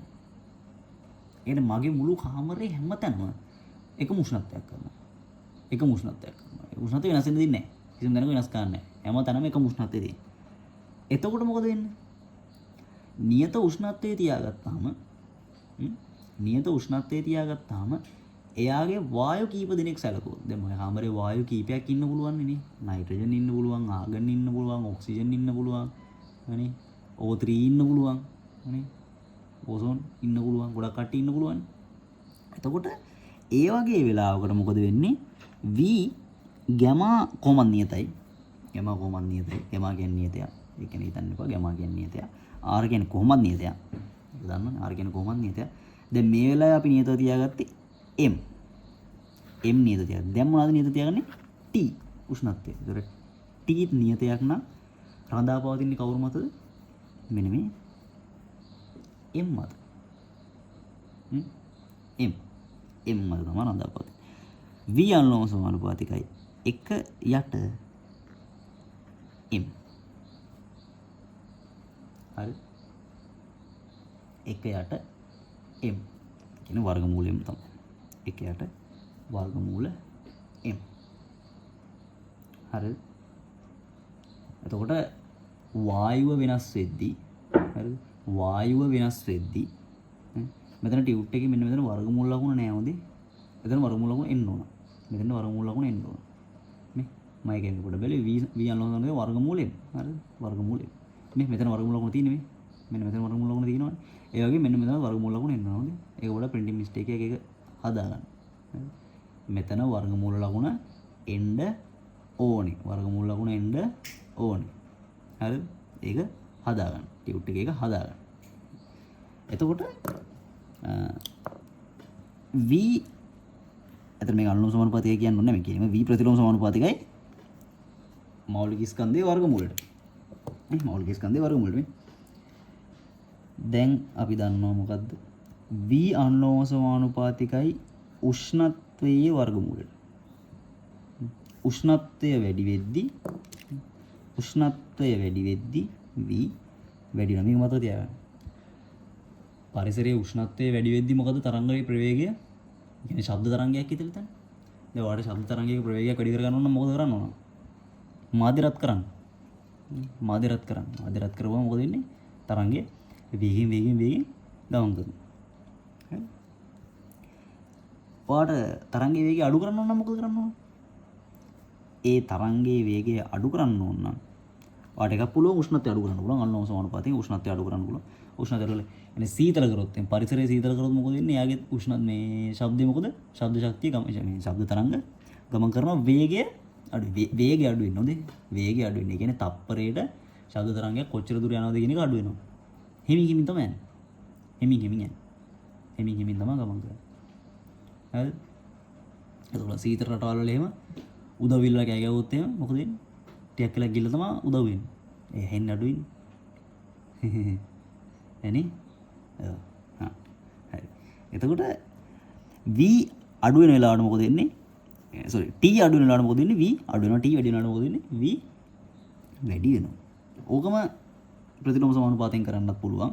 ඔයාලට යම්කිසි වායු ස්කන්ධයක් ඉන්නවා නම් ওই වායු ස්කන්ධ වලට පාලනය කරන්න පුළුවන් තත්ත්වයක නම් තියෙන්නේ. කියන්නේ ඔයාලට ඒකට වායු ඇඩ් කරන්න හරි වායු අයින් කරන්න හරි පුළුවන්කමක් තියෙනවා නම් ඔයාලගේ මෞලික ස්කන්ධය වෙනස් කරලා කියන්නේ මෞලික ස්කන්ධය අඩු කරොත් එහෙම ප්‍රවේගය මොකද වෙන්නේ? නේ මෞලික ස්කන්ධය අඩු කරොත් ප්‍රවේගය වැඩි වෙනවා. මෞලික ස්කන්ධය වැඩි කරොත් ප්‍රවේගය අඩු වෙනවා. ප්‍රතිලෝම සමානුපාතයක් තියෙනවා මෙතන හොඳේ. මේ වැඩි කරද්දි මේ අඩු වෙනවා. සෙද්ද? හරිද? අවුලන්නේ සෙට්නේ. ඉතින් මේ අනුලෝම සමානුපාතයෙන් මෙන්න මේක ගන්න විදිය දන්නවනේ. නේ අනුලෝම සමානුපාතිකයි v අනුලෝම සමානුපාතිකයි t ට. එතකොට අවස්ථා දෙකක් සැලකුවා. නේ අවස්ථා දෙකක් සැලකුවොත් මට ලියන්න පුළුවන් කෙලින්ම මොකද්ද? v1 බෙදීම v2 සමානයි. මේක කරන විදිය මම කියලා දුන්නා. මේක කරන විදිය මම කියලා දුන්නා. ඕනනම් ආයෙත් චුට්ටක් කියන්නම්කෝ. v1 සමානයි සමානනේ අනුලෝම සමානුපාතිකයි t1. අනුලෝම සමානුපාතික ලකුණු ඕනෙත් නෑ උදේට. හරිද? හරි. මම මේව කියන්නම්කෝ. ඔන්න හිතන්න අවස්ථා එක කියලා එකක් තියෙනවා. පළවෙනි අවස්ථාව කියලා එකක් තියෙනවා. යාගේ ඔන්න උෂ්ණත්වය T1 කියන උෂ්ණත්වය තමයි පද්ධතිය තියන් ඉන්නේ. ඊළඟ අවස්ථාවේදී මෙතන T1 කියන උෂ්ණත්වය තියන් ඉන්නේ. එතන මෙයාගේ ප්‍රවේගය v1. මෙතනදී තව පද්ධතියක් තියෙනවා. යාගේ ප්‍රවේගය v2 T2 කියන උෂ්ණත්වය තියෙනවා. ඊට මම මෙයා ආශ්‍රයෙන් ශබ්ද තරංගයක් කොහොම යවනවා? මෙයා ආශ්‍රයෙන් ශබ්ද තරංගයක් යවනවා. මම අහනවා මෙන්න මේ මෙයාගේ ශබ්ද තරංගයේ වේගයයි මෙයාගේ ශබ්ද තරංගයේ වේගය අතර සම්බන්ධය මොකක්ද කියලා. සම්බන්ධය මොකක්ද කියලා. මේ දෙකම දාලා තියෙන එකම වායුව. එකම වායුව දාලා තියෙන මේ දෙපැත්තෙම තියෙන එකම වායුව. හරිද? ඒතකොට මම ලියනවා මෙන්න මේ සමීකරණයෙන් පළවෙනි පද්ධතියේ සමීකරණය දෙනවා මම v1 සමානයි gamma r t1 බෙදීම m1. sorry m. m එක කියලා වොත් කමන්නේ m1 කියලා ලියුවොත් මෙයාත් m1 මෙයාත් m1 හොඳේ. දෙන්නම එකම වායුවනේ. වෙනස් වෙන්නේ. හරිද? මෙයාත් m1 මෙයාත් m1ම තමයි m වෙනස් වෙන්නේ. මම දෙවෙනි පද්ධතිය ලියුවොත් v2 සමානයි gamma r t2 බෙදීම m. මෙතන වර්ගමූලය තියෙනවා. මෙතනත් වර්ගමූලය තියෙනවා. ඉතින් මෙයා පළවෙනි සමීකරණේ මෙයා දෙවෙනි සමීකරණේ 1 බෙදීම 2 දාපු දවසට මොකක්ද දෙන්නේ? ඔයාලට මෙන්න මේ v1 බෙදීම v2 සමානයි t1 බෙදීම t2 වර්ගමූලය. හොඳේ. මෙන්න මේ වර්ගමූලය අමතක කරන්න එපා. හැබැයි මේ වර්ගමූලය සෑහෙන්න අමතක වෙනවා. අපි පන්තිරේට පුණ්ඩත් මේක අමතක වුණා සෑහෙන්න. මේ අපි මටත් අර දීලා දෙන මේ අමතක වෙලා මේ වර්ගමූලය අමතක කරන්න එපා. මෙතන වර්ගමූලයක් තියෙනවා. ඒක හොඳට මතක තියාගන්න. මෙතන වර්ගමූලයක් තියෙනවා මෙයාගෙත් තියෙනවා. හරිද? ඉතින් මෙයාගේ අවස්ථා දෙකකට ආදේශ කරපුවම මෙන්න මේ v1 බෙදීම v2 සමානයි t1 බෙදීම t2 කියන එක ගන්න. මේක මේ අලුත් මේ දෙයක් නෙමෙයි. මේක කියලා දීලා තියෙනවනේ මේක දන්නවනේ. අනුලෝම සමානුපාතික මොකද එන්නේ? එක බෙදීම දෙකකින් එනවා. ඒතර මේකේ මොකක්ද එහෙනම් එන්න ඕන? මේකේ v1 බෙදීම v2 සමානයි මොකද්ද? මොකද්ද? මොකද්ද? ටිකට දිහා බලන්න තු කියන්න. m දෙක බෙදීම m 1. අනේ ප්‍රතිලෝම සමානුපාතික මොකද එන්නේ? මාරු වෙනවා. ප්‍රතිලෝම සමානුපාතික මාරු වෙනවා. ප්‍රතිලෝම සමානුපාතික මාරු වෙනවා. දැන් ඔය ටියුට් එකේ තියෙන එකේ උඩ v2 තියෙන්නේ ඈ. පටල ගන්න එපා. පිස්සෙක් වගේ බලන්න එපා. ටියුට් එකේ උඩ තියෙන එකේ ඉන්නේ v2. m2 ඉන්නේ යට මේ. මෙතන ඉන්නේ v2. මෙතන ඉන්නේ m2. මේ v2 m2. මෙතන v2 උඩ ඉන්නේ t2 උඩ ඉන්නේ. මේ වගේ නේ. මෙන්න මගේ එකේ v2 ඉන්නේ යට හොඳේ. පටල ගන්න එපා මේ. මට මගේ එකේ v2 ඉන්නේ යට. t2 ඉන්නේ යට. v1 ඉන්නේ උඩ. t1 ඉන්නේ උඩ. v1 යට t2 යට v2 යටද උඩද කියන එක නෙමෙයි මෙතන වැදගත්.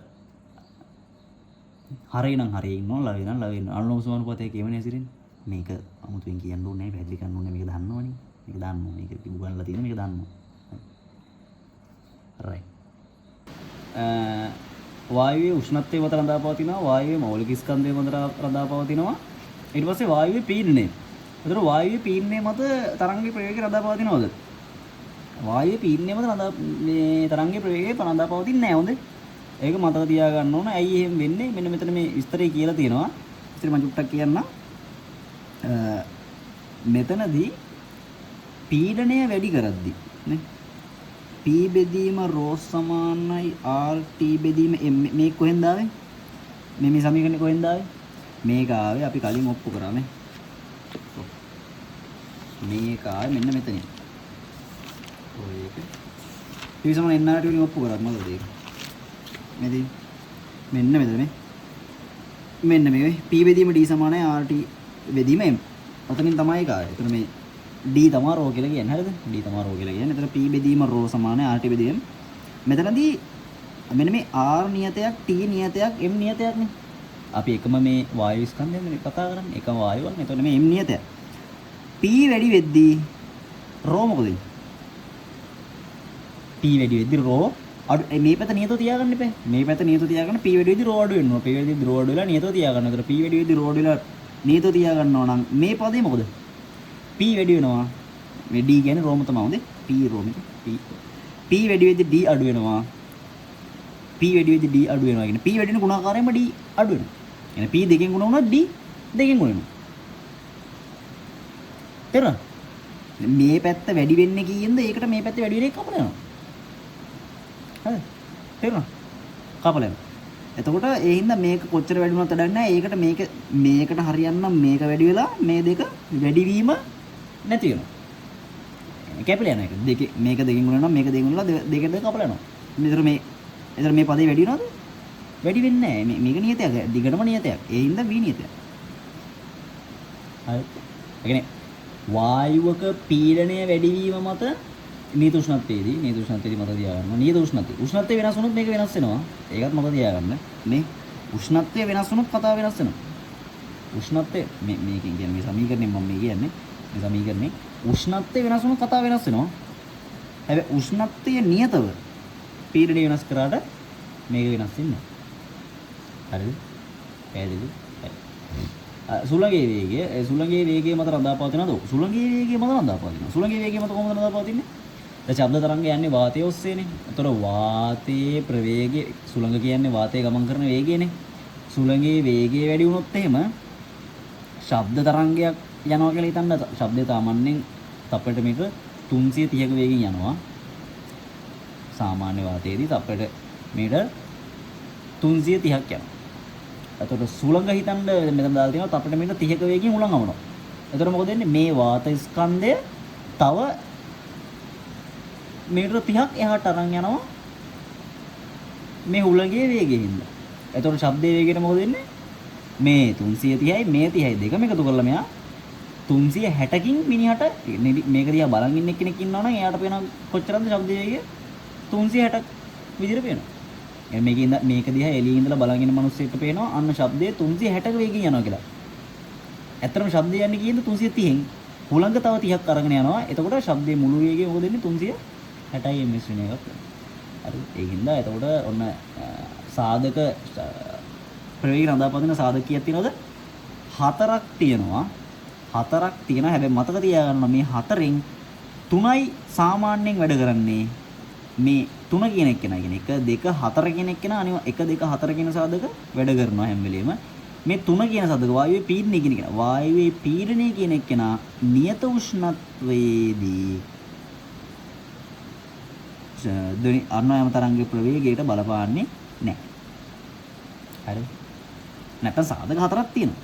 මෙයා නියත උෂ්ණත්වයේදී බලපාන්නේ නැහැ. උෂ්ණත්වය වෙනස් වෙන කතාවක් කිව්වොත් මෙයත් බලපානවා. මේවා MCQ වල අහනවා ඈ. හරිද? මේ MCQ වල එළවල අහනවා. හරි. එතකොට දැන් අපි එන්නේ නිකන් පාඩමේ අන්තිම හරියට. පාඩමේ අන්තිම හරිය කතා කරන්නේ නල කම්පන. මේ නල කම්පන ගැන MCQ එහෙම දැකලා ඇතිනේ. නල කම්පන. හරිද? සෙට් වෙලා ඇතිනේ. නල කම්පනයක් කියලා කියන්නේ සරලව බටනලාව දන්නවනේ. නේ? බටනලාව දන්නවනේ. ඒක බටනලාව කියන්නේ උණ බටයක්. එහෙම නැත්නම් ওই මොකක් හරි දැන් ප්ලාස්ටික් නේ තියෙන්නේ. කොහොම හරි මේක නලයක් නේ. මේ නලයක්. නලිය අර සිදුරු තියෙන සිදුරු දැම්ම හිතන්න එපා. සිදුරු නැති නලයක් කියලා හිතන්නකෝ. සිදුරු ගැන දැම්ම හිතන්න එපා. සිදුරු වලින් වෙන්නේ සංඛ්‍යාත වෙනස් කරන එක. ඒක පස්සේ කතා කරමුකෝ. නලයක් හිතන්නද? නලයක් තියෙනවා. මෙන්න මේ නලයක් තියෙන මේ තියෙන නලයක් කියන්නේ බටයක් නේ. සරලයි බටයක්. නල රෙද්දකුනේ බටයක්. තියෙන බටයක්. මේ තියෙන බටයක්. එතකොට මේ බටේ ඇතුළට මේ බටේ ඇතුලේ වායුව පිරලා තියෙනවනේ. ඒක සරලනේ. වායු ගෝලයේ වායුව තියෙනවා නම් ඒතකොට මේ බටේ ඇතුළටත් වායුව කියලා මේ වායුව පිරලා තියෙන්නේ බටේ ඇතුළේ. හරිද? ඒක සරල කතාවක්. එතකොට දැන් මේ වායුව නිකන් තියෙනකොට මෙයාට කිසිම කරදරයක් නැහැ. මේ වායුව නිකන් නම් තියෙන්නේ මෙයාට කිසිම බලපෑමකුත් නැහැ. මෙයාට කිසි කරදරයක්කුත් නැහැ. අවුලක් නැහැ. හැබැයි දැන් මෙන්න මේ PDF එකේ තියෙනවා වගේ මේ බලන්න නෝට් එකේ තියෙනවා. මේ මොකද්ද මේ තියලා තියෙන අයිටම් එක? මේ දිනේ සරසුල. ඉතින් මොකද්ද? සරසුල කියන්නේ මෙන්න මේ හරියෙන් තියලා තියෙනවා සරසුල. සරසුල කියන්නේ මොකක්ද කියලා දන්නවනේ. නේ? සරසුල කියන්නේ කොක්කක් තියෙන අයිටම් එකක්. නේ? පොඩි U අකුර වගේ හැඩේ අයිටම් එකක්. මේක හදලා තියෙන්නේ බොහෝ දුරට ඔය නේ මල නොකන වාණේ වගේ. ස්ටේන්ලස් ස්ටීල් එක කියන්නේ ඒ වගේ තමයි මේක සාමාන්‍යයෙන් හදන්නේ. ඇලුමිනියම් වලින් හදේමත් ඇලුමිනියම් නම් සෙට් නෑ වැඩි හරියන්නේ නෑ. පොඩ මේක කම්පණි වෙන්න පුළුවන් එක වාහනේ තමයි හොඳම. හරිද? වාහනේ හොඳයි. ඒතර මේක මොකද කරන්නේ? මෙන්න මේ කොන මෙන්න මේ කොන මොකද කරන්නේ? අපි මේ කොන් දෙකම අවුලක් නෑ. රබර් අයිටම් එකක් තියෙනවා. අපි රබර් මොකද්ද? මිටියද කොයිද කියලා කියනවා. එන්න එකෙන් ඔහම ටොක් ගාලා ගහනවා. මේම ගහනවා. ගහුවම පස්සේ මොකද වෙන්නේ? මේක කම්පණය වෙන්න ගන්න යම් කිසි සංඛ්‍යාතයකින් මේ එක එක සංඛ්‍යාතවල සරසුල් තියෙනවා. එක එක සංඛ්‍යාතවල සරසුල් තියෙනවා. ඒතර මේ සරසුලේ මෙන්න මෙතන අංකණය කරලා තිනවා සංඛ්‍යාතය කීයද කියන එක. ඒ සංඛ්‍යාතයෙන් තමයි මේක කම්පණය වෙන්නේ. මේක කොහේරි අපි ගහුවොත් එම් මේක කම්පණය වෙන්නේ මේ ඒ ගහලා තියෙන සංඛ්‍යාතයෙන් තමයි කම්පණය.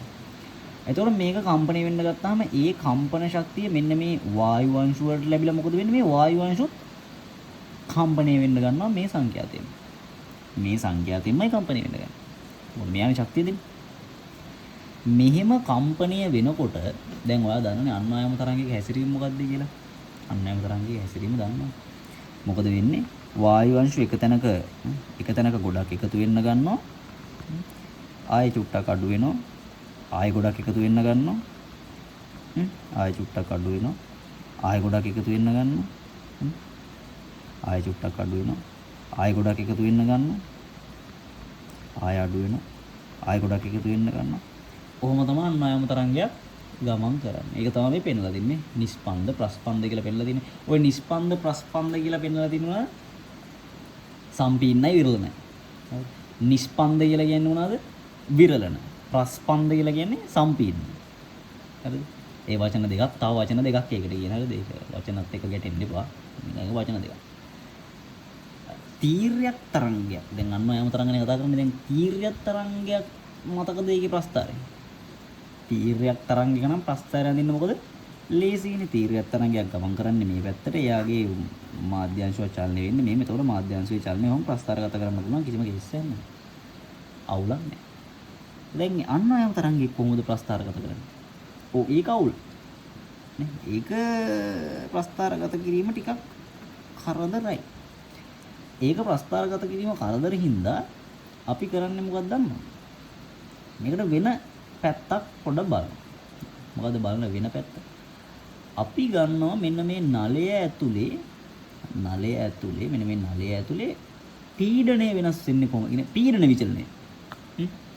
පීඩන විචලනය සිද්ධ වෙන්නේ කොහොමද කියලා ඒකට ප්‍රස්තාරයක් අඳිනවා. දැන් මේ උඩින් තියෙන ප්‍රස්තාරේ දැන් පොඩ්ඩක් අමතක කරන්න. මේක පොඩ්ඩක් අමතක කරන්න. මෙන්න මේ යටින් තියෙන ප්‍රස්තාරය කියන්නේ මෙන්න මෙයා. මෙතන ඉන්නවා පීඩනය. මේ පැත්තට යන්නේ මේ නලයේ දිගේ නලයේ දිග තමයි මේ අක්ෂය එන්නේ. නලයේ දිග මේ අක්ෂය. නලයේ දිගේ යද්දී පීඩනයට මොකද වෙන්නේ කියලා තමයි මේකේ මේ ප්‍රස්තාරය දක්වලා තියෙන්නේ. හරිද? එතකොට නලයේ අගිස දැන් මේ නලය මෙතනින් වැහිලා තියෙන්නේ. මෙතනින් ඕපන්. මෙතනින් ක්ලෝස්. මෙතනින් ඕපන්. හරිද? මෙතනින් වැහිලා, ඒ කියන්නේ මෙන්න මෙතනින් වැහිලා, මෙතනින් ඕපන්. හරි. එතකොට මේ වගේ නලයක වැහුණු කොනක හරිද? වැහුණු කොනකදී මොකද වෙන්නේ? වායුව එකතු වෙනවා. ඒක මතක තියාගන්න. හරිද? වැසුණු කොනකදී නලයක වායු අංශු මෙතන එකට එකතු වෙනවා. ඒ කියන්නේ මෙතන පීඩනය වැඩි. මෙතන පීඩනය අඩු. ඕපන් තියෙන තැනක අපි මේකට කියනවා සංවෘත නල විවෘත නල කියලා. හරිද? මේ තියෙන්නේ නලයක සංවෘත පැත්තක් තමයි මේ තියෙන්නේ. මේ තියෙන්නේ විවෘත පැත්ත. විවෘත පැත්තක පීඩනය මොකද වෙන්නේ? අඩුයි.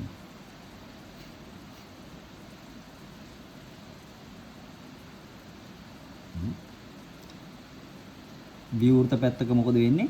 පීඩනය අඩුයි. වැසුණු පැත්තක මොකද වෙන්නේ? පීඩනය වැඩි. හරිද? වායු අංශු එකට එකතු වෙලා තියෙන්නේ. වායු අංශු එකට එක පොකුරට තියෙනකොට මොකද පීඩනය? වැඩිනේ. දැන් හිතන්න බැලුන් එකක නේ බැලුන් එකක් ඇතුලේ වායු අංශු ගොඩාක් හිර වෙලා තියෙනකොට මොකද මෙයාගේ පීඩනය? වැඩිනේ.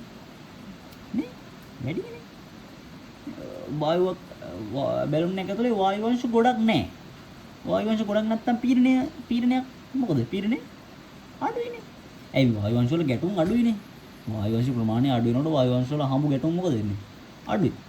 වායු අංශ ප්‍රමාණය වැඩි වෙනකොට එයාගේ හම්බු ගැටුම් ප්‍රමාණය වැඩි. ඒතර එයාගේ පීඩනය වැඩි. සරල කතාවක්.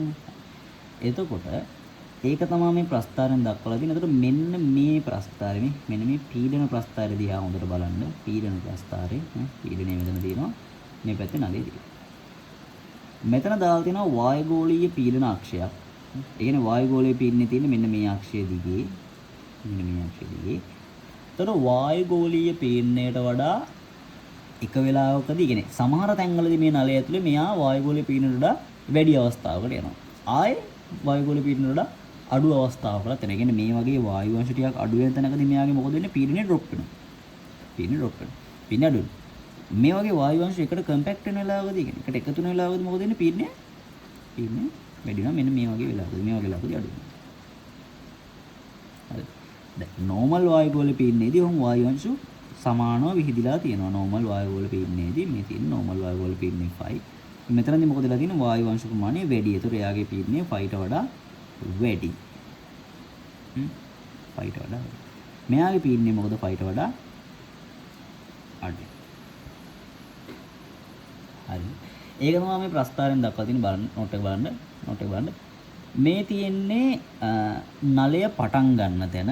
මේ තියෙන නලය පටන් ගන්න තැන. එතකොට නලය පටන් ගන්න තැනදී මොකද වෙලා තියෙන්නේ? පීඩනය වැඩි. ඒ නලය පටන් ගන්න තැන කියන්නේ මේ නලයේ සංවෘත තැන. මෙතනදී මොකද මේ සංවෘත කොන තමයි මේ තියෙන්නේ. මෙතනදී වායු අංශු එකට එකතු වෙලා තියෙන්නේ. ඒකින්ද මෙයාගේ පීඩනය මොකද වැඩි. ඒක තමයි මේ දක්වලා තියෙන්නේ. මේ පීඩනය උඩින් පටන් ගන්න. මේ තියෙන්නේ වායුගෝලීය පීඩනය. මේ උඩින් පටන් ගන්න තියෙනවා මේ. උඩින් පටන් ගන්න තියෙනවා. හරිද? උඩින් පටන් ගන්න. දැන් මේ ප්‍රස්ථාර දෙකක් ඇඳලා තියෙනවා මේ. මෙහෙම එකකුයි මෙහෙම එකකුයි ඇඳලා තියෙනවා. දෙකම හිතන්න එපා. මුලින් එකක් හිතන්න. ඉස්සෙක් වගේ හිතන්න එපා. මුලින් එකක් හිතන්න. මුලින් එක ප්‍රස්ථාරයක් හිතන්න. මේ යටින් යන්නේ හිතන්න එපා දැන්. හරිද? මේ යටින් යන්නේ හිතන්න එපා. ඒක පස්සේ කියලා දෙන්න. ප්‍රස්ථාර දෙකක් ඇඳලා තියෙනවා මේ. ප්‍රස්ථාර දෙකක් ඇඳලා තියෙනවා. ඒක හිතන්න එපා. මුලින් මේ උඩින් යන්නේ එක්කෙනා හිතන්නද. මේ ප්‍රස්ථාර දෙකක් ඇඳලා තියෙන මේකේ අවස්ථා දෙකක් එන්න පුළුවන් ඒකයි. නලය ඇතුලේ පීඩන අවස්ථා දෙකක් එන්න පුළුවන්. ඒකයි දෙකක් ඇඳලා තියෙන්නේ. හිතන්න එපා ඒක දැන්. චුට්ටක් ඉන්න. ඉවසන්න. හරි. මෙතන පීඩනයේ වැඩි අවස්ථාවක් දක්වලා දෙනවා. මෙතන පීඩනයේ වැඩි අවස්ථාව මේ උඩ ප්‍රස්ථාරයෙන් යන. ඔන්න පීඩනයේ වැඩි. ඊට පස්සේ මෙන්න මෙතෙන්ට එද්දි මොකද වෙන්නේ? මෙන්න මේ අක්ෂරෙ මෙන්න මේ ලක්ෂයට එද්දි මොකද වෙන්නේ? එතනින් වායු අංශු මෙහාට ඈත වෙන මේ වායු අංශ වල මාර්ගය දක්වලා තියෙන්නේ. වායු අංශු මෙහාට යනවා, වායු අංශු මෙහාට යනවා මේ. මොකද වෙන්නේ එතකොට? එතන පීඩනය මොකද වෙන්නේ? එතන පීඩනය මොකද වෙන්නේ? එතන පීඩනය මොකද වෙන්නේ? අඩුයි. අර සාමාන්‍ය පීඩනයට මොකද වෙන්නේ? අඩුයි. එයා මොකද වෙන්නේ? එනවා වායුගෝලීය පීඩනයට. එයාගේ සාමාන්‍ය පීඩනයට එනවා. එයාගේ සාමාන්‍ය පීඩනයට එනවා. හරිද? එතකොට ඊළඟ වක්‍රයේදී මෙන්න මෙතනදී මොකද වෙන්නේ? මෙන්න මෙතනදී මොකද වෙන්නේ? ආයෙත් මොකද වෙන්නේ? පීඩනය වැඩි වෙන්න බලනවා. නේ? පීඩනය වැඩි වෙන්න බලනවා. ආයෙ පීඩනය අඩු වෙන්න බලනවා. ආයෙ පීඩනය වැඩි වෙන්න බලනවා. ආයෙ පීඩනය අඩු වෙන්න බලනවා. ආයෙ පීඩනය වැඩි වෙන්න බලනවා. පීඩනය වැඩි වෙවි අඩු වෙවි වැඩි වෙවි අඩු වෙවි ප්‍රස්ථාරය යනවා. වක්‍ර ප්‍රස්ථාරයක තමයි යන්නේ. මොන වක්‍ර ප්‍රස්ථාරයක යනවා. හරිද? පීඩන ප්‍රස්පන්ද පීඩන නිස්පන්ද කියලා මෙතන මේ පොයින්ට් දෙකක් දාලා දෙනවා. පීඩන නිස්පන්ද පීඩන ප්‍රස්පන්ද පීඩන නිස්පන්ද කියලා. පීඩන ප්‍රස්පන්දයක් කියන්නේ පීඩනය උපරිම වෙන තැන. පීඩනය උපරිම වෙන තැනක් තමයි පීඩන ප්‍රස්පන්දයක් කියලා කියන්නේ. පීඩන නිස්පන්දයක් කියලා කියන්නේ පීඩනය අවම වෙන තැන. එහෙම නැත්නම් පීඩනය වායුගෝලීය පීඩන සමාන තැනක් කියලා කියන්න පුළුවන්. හරි. පීඩන ප්‍රස්ථාරයක් ඇඳෙන්නේ කොහොමද? මේ නලය ඇතුලේ පීඩනය වෙනස් වෙන්නේ කොහොමද කියන එක තමයි පීඩන ප්‍රස්ථාරය ඇතුලේ දක්වලා තියෙන්නේ. හරි. නලය ඇතුලේ පීඩනය වෙනස් වෙන්නේ කොහොමද කියන එක තමයි පීඩන ප්‍රස්ථාරය ඇතුලේ දක්වලා තියෙන්නේ. මේ දින පීඩන ප්‍රස්ථාරය. හරි. ඕක දිහා බලාගෙන අපි අඳිනවා. දැන් මේ දෙකක් ගැන හිතන්නකෝ මම කිව්වා. ඕක දිහා බලාගෙන අපි අඳිනවා මොකද්ද? මේ නලයේ හරි ප්‍රස්ථාරය. ඒ කියන්නේ නලයේ මේ අංශු වල විස්ථාපනය කොහොමද වැඩ කරන්නේ කියලා. ඒ කියන්නේ අපි තීරයක් තරංගයකට යන්නේ නේ. තීරයක් තරංගයකට මෙහෙම ප්‍රස්ථාරයක් යන්න මතකනේ ඔහොම. එයාගේ මාධ්‍යංශෝක චලනය යන්දන. ඒ වගේ මෙයාගේ මාධ්‍යංශෝක චලනය සිද්ධ වෙන විස්ථාපනය මාධ්‍යංශෝක විස්ථාපනය ප්‍රස්ථාරගත කරන්න ඕන. මේ තියෙන පීඩන ප්‍රස්ථාරය යට තියෙන්නේ ඒක අපි ඇඳගත්තේ මේක අඳින්න උදව්වක් වෙන. මේක තමයි මාධ්‍යංශෝක චලිතය. මේක තමයි අපිට ඉස්සරහට ඕන වෙන්නේ. දැන් බලමු මේක ඇඳගන්නේ කොහොමද. දැන් මේක අඳින්න ගියාම මේ තියෙන්නේ පීඩනයේ වැඩි පොයින්ට් යන්නේ. පීඩනයේ වැඩි පොයින්ට් එක මොකද මාධ්‍යංශ එකට එකතු වෙලා නින්නේ. එකට මොකද එකතු වෙලා නින්නේ. එකට එකතු වෙලා ඉන්නකොට යාගේ විස්ථාපනය මොකද? එකට එකතු වෙලා ඉන්නකොට යාගේ විස්ථාපනය අඩුයි. කියන්නේ යාට චුට්ටයි යන්න පුළුවන් නේ. මාධ්‍යංශ එකට එකතු වෙලා ඉන්නකොට යාගේ ඊළඟ ගමන් මාර්ගයේ එන පොඩි දුරක්. දැන් මාධ්‍යංශයක් මෙන්න මෙතන ඉන්නවනම් ඊළඟ මාධ්‍යංශයක් මෙන්න මෙතන ඉන්නවනම් හිතන්න මෙයා ඊළඟට යන්නේ මේ පැත්තට නම් මෙයා ඊළඟට යන්නේ මේ පැත්තට නම් එයා දැන් යන්නේ චුට්ටයි. ඊළඟට ආය තව ටිකක් යනවා. ඊළඟට ආය තව ටිකක් ගිහිල්ලා තමයි ඊළඟ පොයින්ට් එකට එන්නේ. මාධ්‍යංශ එකට එකතු වෙලා ඉන්නකොට එකට ගුලියක් වගේ ඉන්නකොට එයාගේ විස්ථාපනය එයා ඊළඟට දක්වන විස්ථාපනය අඩුයි. පොඩි විස්ථාපනයක් තමයි එයාට දක්වන්න පුළුවන්. ඒකින්ද තමයි මෙන්න මෙතන ප්‍රස්ථාරයේ මෙතන අවම විස්ථාපනය නැත්නම් බිඳුවයි කියලා පෙන්නලා තියෙන්නේ. විස්ථාපනය බිඳුවයි කියලා පෙන්නලා තියෙන්නේ. එකට එකතු වෙලා ඉනකොට එයාට දක්වන්න පුළුවන් විස්ථාපනය අඩුයි. ඒ හින්දා ඒක බිඳුවයි කියලා දක්වලා තියෙනවා. ඊළඟට පීඩනය අඩු වෙලාවකදී විස්ථාපනය උපරිමයි නේ. පීඩනය අඩු වෙලාවකදී මොකද එයා ඊළඟට දක්වන විස්ථාපනය වෙන්නේ වගේ ලොකු විස්ථාපනයක්. ඒ කියන්නේ එයා ඊළඟට අර වායු අංශ එකට එකතු වෙන තැනට යන්න එපේ. එයා ඉක්මනට යනවා. වායු අංශ එකට එකතු වෙන තැනට මෙයා ලොකු විස්ථාපනයක් දක්වලා මෙහෙම යන්න ගන්නවා. හරි. එතකොට එයා එතනදී ලොකු විස්ථාපනයක් වෙනවා. නේ. අපි කියනවා විස්ථාපන ප්‍රස්පන්ද. නේ පීඩන ප්‍රස්පන්ද තිබ්බ පීඩන නිස්පන්ද තිබ්බ ප්‍රස්පන්දයක් කියන උඩ දැනක් කියන එක. ප්‍රස්පන්දයක් කියන්නේ මෙන්න මේ වගේ පොයින්ට් එක. මෙන්න මෙතන තමයි ප්‍රස්පන්දයක් කියලා කියන්නේ. මෙන්න මේ එක තමයි නිස්පන්දයක් කියලා කියන්නේ. ඒක දන්නවා ප්‍රස්පන්ද නිස්පන්ද ඕලෙලක් තිබ්බනේ. ඒතර විස්ථාපන ප්‍රස්ථාරයේ එන්නේ අර වගේම වක්‍රයක්. හැබැයි පීඩනය ප්‍රස්පන්දයක් වෙද්දි විස්ථාපනය මොකද? නිස්පන්දයක් මේ නෝට් එක බලන්න. පීඩනය ප්‍රස්පන්දයක් වෙද්දි විස්ථාපනය නිස්පන්දයක්. පීඩනය නිස්පන්දයක් වෙද්දි කියන්නේ අඩුම තැනට එද්දි විස්ථාපනය උපරිම තැනට ගිහිල්ලා මේ ආයේ පීඩනය උපරිම තැනකට එද්දි විස්ථාපනය අඩු තැනකට ගිහිල්ලා. පීඩනය උපරිම තැනකට එද්දි විස්ථාපනය අඩු තැනකට ගිහිල්ලා. ආයේ පීඩනය පොඩි තැනකට අඩු තැනකට එද්දි විස්ථාපනය උපරිම තැනකට ගිහිල්ලා. ඔය විදිහට පීඩනයට විරුද්ධ විදිහට තමයි කියන්නේ. පීඩනයේ ප්‍රතිලෝමශිතයක් විදිහට තමයි මෙයා ඇතිරෙන්නේ. පීඩනයේ ප්‍රතිලෝමශිතය. පීඩනය අඩු වෙද්දි විස්ථාපනය මොකද වෙන්නේ? වැඩි වෙනවා. පීඩනය වැඩි වෙද්දි විස්ථාපනය අඩු වෙනවා. ඔන්න ඔය විදිහට ප්‍රතිලෝමශිතයක් විදිහට තමයි හැසිරෙන්නේ පීඩනයයි මාධ්‍යංශ වල විස්ථාපනය. හරිද? ඒක තමයි ඔය ප්‍රස්ථාර දෙකේ දක්වලා තියෙන්නේ.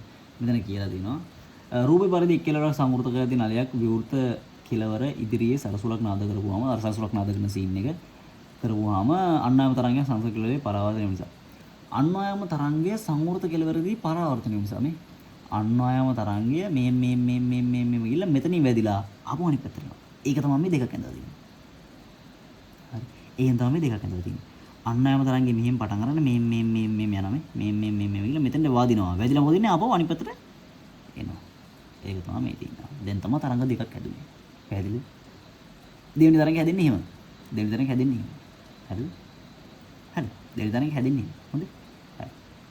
එතකොට මේ ප්‍රස්ථාරය මෙතනින් ඉවර නෑ. මේ නලයේ ඉවර වෙන්නේ මෙතනින්. ප්‍රස්ථාරය මෙතනින් ඉවරලා. මේ ප්‍රස්ථාරය මෙතනින් ඉවර නෑ. මේක තව ඔම වක්‍රයක් යනවා. හරිද? මේක තව වක්‍රයක් ඔන්නෝම එනවා. මේක මෙතනින් ඉවර නෑ. හරිද? ඒකින්ද මේක දිහා බලලා මම දැන් ඊළඟට දෙයක් කියනවා. ඒකත් එක්ක මේක පටල ගන්න එපා. ආයෙත් මම ආයෙ මෙතෙන්ට එලා කියන්න. හරිද? මෙතන කියලා තියෙන පරාවර්තනය නිසා කියලා විස්තරයක් කියලා දෙනවා. මේ අර මම කියපු ටිකම තමයි මේ මෙතන ලියලා දෙන්නේ. හරිද? ඒතර මම කියපු ටික අමතක වුණොත් එහෙම මෙතනින් කියවලා ඔයාලට ඒක තේරුම් ගන්න පුළුවන්. ඒක තමයි ඒක ලියලා තියෙන්නේ. right. ඕන් දැන් තියෙනවා සංවෘත නල විවෘත නල. හරි. සංවෘත නල විවෘත නල. හරි. මේකෙන් ප්‍රශ්නයක් එනවා. මේකෙන් මේක ගැරන්ටීඩ් ප්‍රශ්නයක් එනවා මේකෙන්. සංවෘත නල විවෘත නල සාමාන්‍ය ප්‍රශ්නයක් එන පොයින්ට් එක. මේකේ මතක තියාගන්න පොයින්ට් එකක් තියෙනවා. සංවෘත නලය කියලා කියන්නේ සංවෘත නලය සහ විවෘත නලය කියන්නේ මොකද කියන්නේ මුලින්ම? සංවෘත නලය කියන්නේ එක පැත්තක් වැහිලා තියෙන නලයක්. සංවෘතයි කියන්නේ වැහිලා කියන එකනේ ඒක. දන්නවනේ අපි සංවෘතයක් කියන්නේ සංවෘතයි කියන්නේ වැහිලානේ. සංවෘතයි කියන්නේ වැහිලා කියලා හිතෙන්නේ නැත්නම් විවෘත කියන්නේ ඇරලා කියන එක තේරෙනවනේ. විවෘත කියන්නේ ඇරලා නම් ඒක සංවෘත කියන්නේ වහලා අනිත් පැත්තනේ. විවෘත නම් නලයක දෙපැත්තම ඕපන්. මතක තියාගන්න දෙපැත්තම ඕපන්. දෙපැත්තම ඇරලා තියෙනවා. ඒ කියන්නේ නිකන් බීම් බටයක් වගේ. බීම් බටයක දෙපැත්තම ඕපන් නේ. ඒ වගේ. සංවෘත නලයක් කියන්නේ නිකන් බණ්ණලාවක් වගේ. බණ්ණලාවක එක පැත්තක් වැහිලා තියෙනවා. දැන් නැත්තම් බලන්න බණ්ණලාව කරා එක පැත්තක් වැහිලා තියෙනවා. හරිද? සංවෘත නලයක සහ විවෘත නලයක වෙනස්කම තමයි ඒක. සංවෘත නලයක දෙපැත්තම වැහිලා තියෙනවා කියලා හිතන්න එපා ඈ. දෙපැත්තම වැහිලා තියෙනකොට තරංගෙ දෙන්නේ මොන පැත්තෙන්ද? වායුව පුරවන මොන පැත්තෙන්ද? සංවෘත නලයක එක පැත්තක් වැහිලා තියෙන්නේ අනිත් පැත්ත ඕපන් තියෙන්නේ. විවෘත නලයක දෙපැත්තම ඕපන් තියෙනවා. සරලයි. සරල කතාව. එතකොට සංවෘත නලයකයි විවෘත නලයකයි තරංගය ඇති වෙන හැඩය තමයි ඊළඟට වැදගත්. තරංගය ඇති වෙන හැඩය. හරිද? හරි. එතකොට සංවෘත නලයක එක පැත්තක් ඕපන් නේ තියෙන්නේ.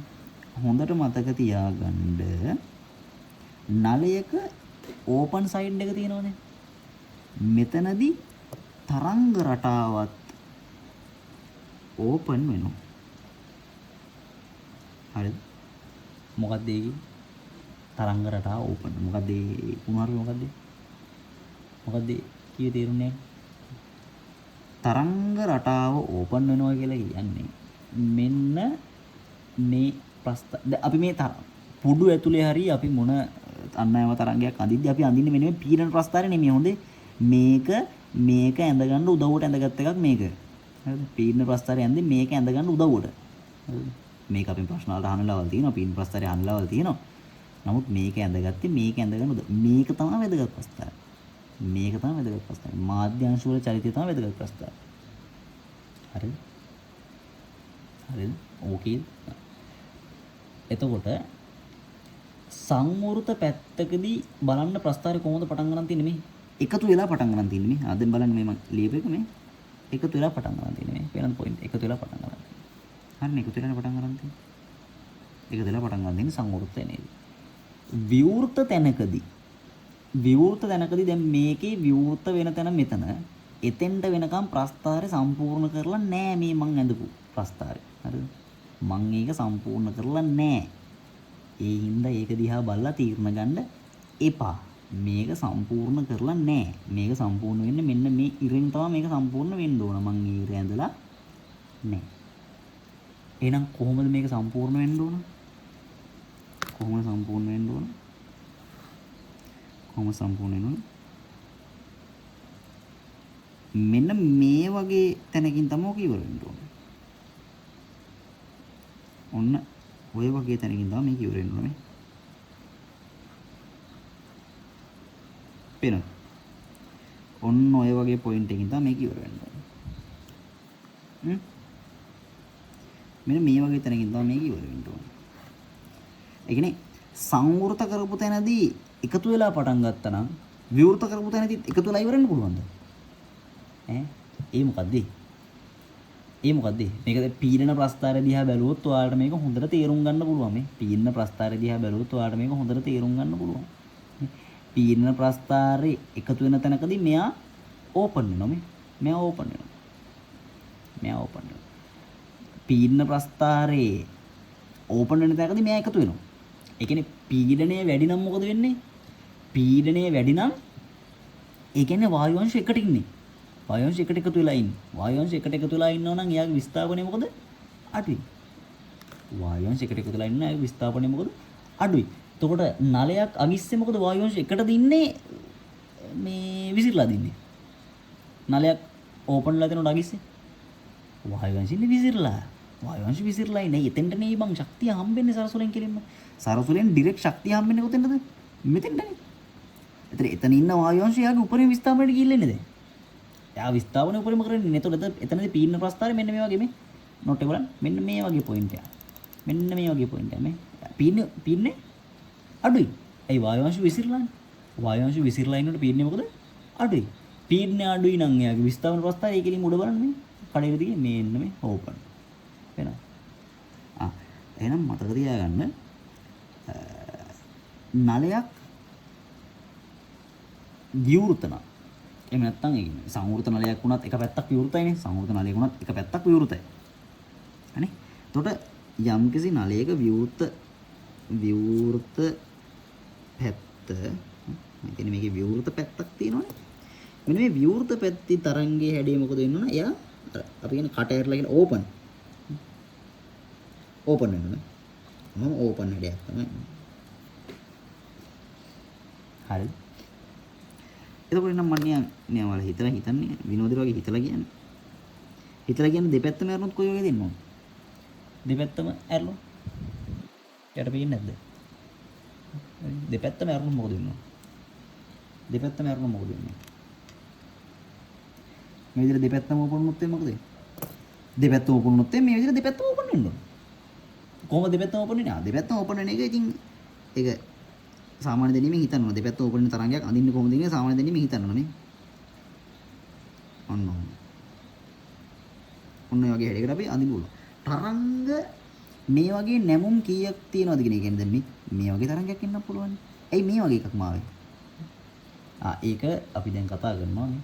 ඒක අපි කතා කරනවා. අපි කියන මූලික ස්වරය, දෙවෙනි ස්වරය, තුන්වෙනි ස්වරය එම කියලා තියෙනවා නේ. මේක මේ වගේ මේ නැමුම් කීයක් එනවද කියන එක අපිට හදලා ගන්න පුළුවන්. හරිද? අපිට හදලා ගන්න පුළුවන්. ඒක අපි දැන් ඉස්සරහට කතා කරනවා. හරිද? වැදගත් දේ තමයි ඕපන් නම් ඕපන්. කියන්නේ නලයේ ඕපන් නම් තරංගයත් මොකද? තරංගයත් ඕපන්. තේරෙනවද? නලයේ ඕපන් නම් තරංගයත් ඕපන්. හරි. පීඩන ප්‍රස්ථාරය වෙනයි. පීඩන ප්‍රස්ථාරය කියන එක දැන් හිතන්න එපා. පීඩන ප්‍රස්ථාරයේදී මේකේ හැඩය සම්පූර්ණයෙන් වෙනස් වෙනවා. අපි අඳින්නේ විස්ථාපන ප්‍රස්ථාරය. එතකොට නලයේ ඕපන් නම් විස්ථාපන ප්‍රස්ථාරයක් ඇඳාම එයත් ඕපන්. නලය ක්ලෝස් නම් විස්ථාපන ප්‍රස්ථාරයක් ඇඳාම එයත් ක්ලෝස්. හරි. සිද්ධ. ready. ඔලන්නේ. හරි. එතකොට දැන් අපි නලයක් ඇඳ කියලා හිතන්න මෙන්න ඔන්න තියෙනවා. නලයක්. ඔන්න නලයක්.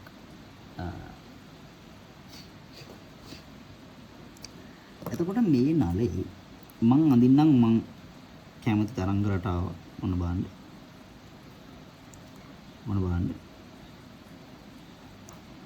මේ ඇයි මේකම අඳින්න කියලා මම හැම දැන් කියන්න හරිද? ඇයි මේකම අඳින්නේ මොකද්ද මේකේ විශේෂත්වයක් තියෙන්නේ? ඔව් මේකේ විශේෂත්වයක් තියෙනවා. මේ තරංග රටාවේ විශේෂත්වයක් තියෙනවා. හරිද? හිතන්න මෙන්න මේ නලයේ දිග L කියලා.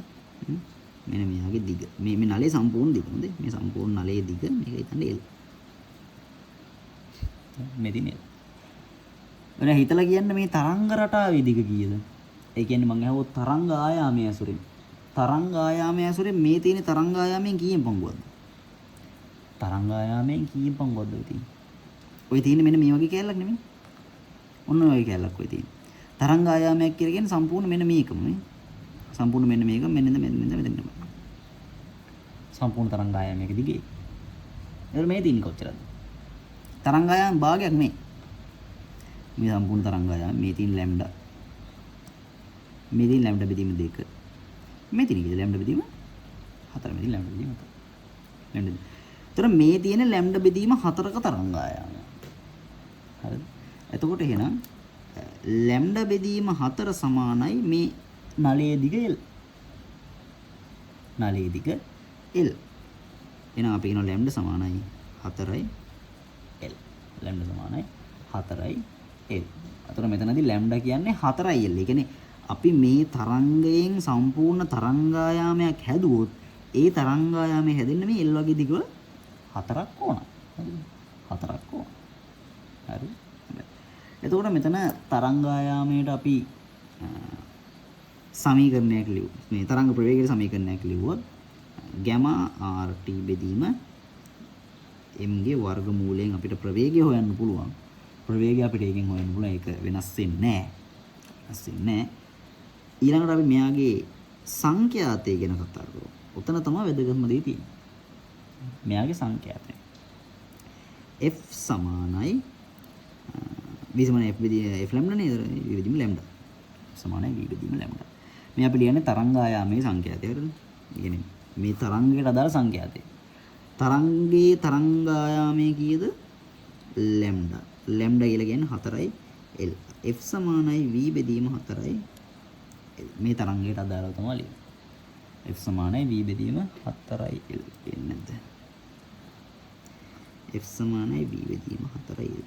මේ ටියුට් එකේ තියෙනවා. ටියුට් එකේ ඔප්පු කරලා තියෙන්නේ. මේ ටියුට් එක ඔප්පු කරලා තියෙනවා. මම ඒකමයි මේ ලිව්වේ.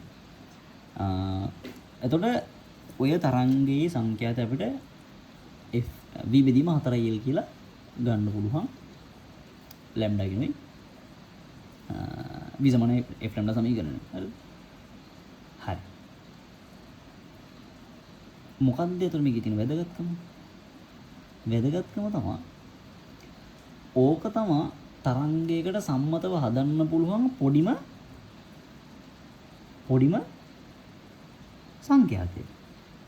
ශබ්ද තරංගයකට එහෙම නැත්නම් තරංගයකට හදන්න පුළුවන් පොඩිම සංඛ්‍යාතය තමයි ඔය දැන් අපි හෙව්වේ. නලයක් ඇතුලේ. නලයක් ඇතුලේ ශබ්ද තරංගයකට හදන්න පුළුවන් පොඩිම සංඛ්‍යාතය තමයි අපි හෙව්වේ. අපි ඒකට කියනවා මූලික ස්වරය. ඇයි මූලික? ඕක ඇසුරෙන් අපිට අනිත් ඒවා පැහැදිලි කරන්න පුළුවන්. ඒ කියන්නේ අනිත් තරංගයක් හැදුවොත් අපිට ඒක f note ඇසුරෙන් කියන්න පුළුවන්. කියන්නේ මේ මෙයා ඇසුරෙන් අපිට අනිත් තරංග පැහැදිලි කරන්න පුළුවන්. අනිත් තරංග හැඩ ඔක්කොම පැහැදිලි කරනවා. යට තියෙන හැඩ මේ හැඩ මේ විකාර ඔක්කොම හැඩ මේ ඔක්කොම අපිට අරකින් පැහැදිලි කරන්න පුළුවන්. මේ මූලික එකෙන් පැහැදිලි කරන්න පුළුවන්. ඒක එයාට මූලික කියන්නේ. ඒ කියන්නේ මූලික කියන්නේ. මූලික කෙනෙක් කියන්නේ මූලික කියන්නේ ඒකනේ. එයා ඇසුරෙන් අපිට අනිත් ඒවා පැහැදිලි කරන්න පුළුවන්. ඒ හින්දා අපි මෙයාට කියනවා f note මූලික ස්වරය. මූලික ස්වරය. හරිද? හරි. ඔය තියෙන්නේ එතකොට සංවෘත නලයක මූලික ස්වරය. ඔය තියෙන්නේ සංවෘත නලයක මූලික ස්වරය. දැන් විවෘත නලයක මූලික ස්වරය මොකද්ද? සංවෘත නලයක මූලික ටියුට් එකේ තියෙනවා. ටියුට් එකේ දාලා දෙන්නේ සංවෘත නලයේ මූලික ස්වරය. ලස්සනට දෙපැත්ත බෙදලා කතා කරලා තියෙනවා. හරි. ලස්සනට දෙපැත්ත බෙදලා කතා කරලා තියෙන්නේ ඒකේ. සංවෘත නලයේ මූලික ස්වරය. සංවෘත නලය විවෘත නලයක. කොට විවෘත නලයක් කියන්නේ මෙන්න මෙහෙම ඉතින්. අන්න විවෘත නලයක් තියෙනවා. ඒතර විවෘත නලයක තරංග හැඩය එන්නේ මෙන්න මේ වගේ. ඔන්න ඔය වගේ. මම කියන්නේ විවෘත නම් තරංගයේ හැඩයත් විවෘතයි. තරංගයේ හැඩයත් විවෘතයි.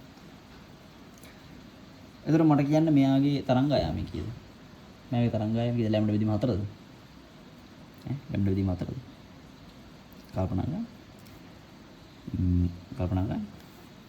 ඇදලා වෙන්නන්නද? ඕන බලන්න.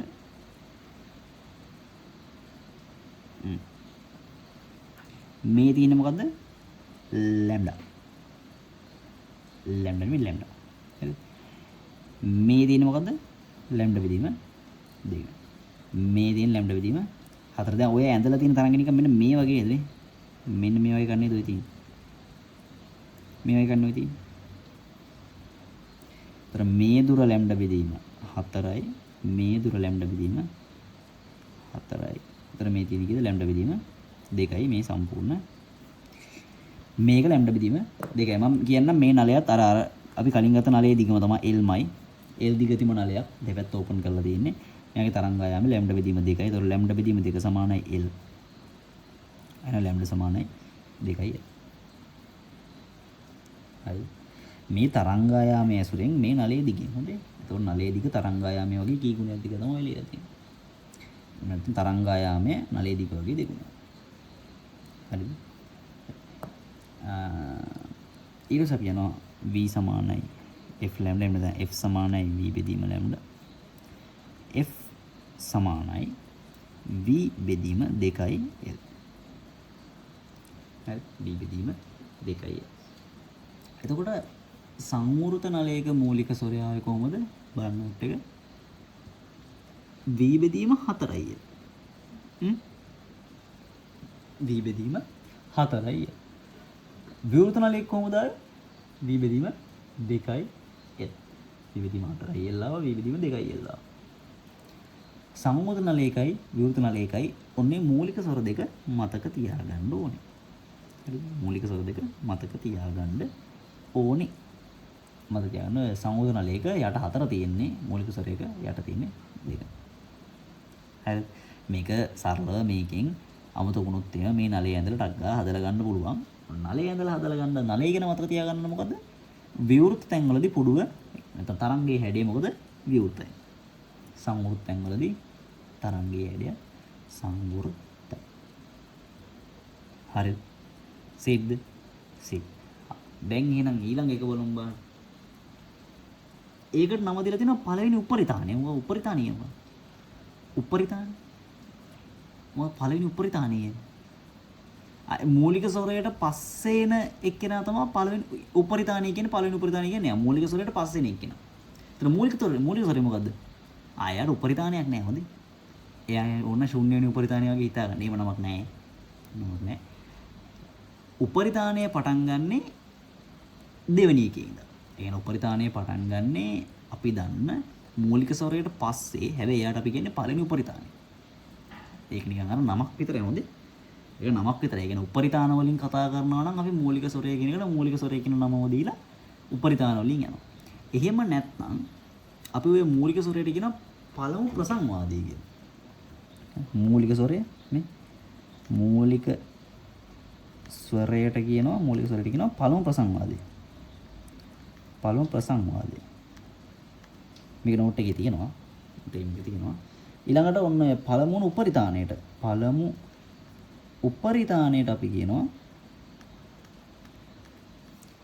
දෙවන ප්‍රසංවාදී.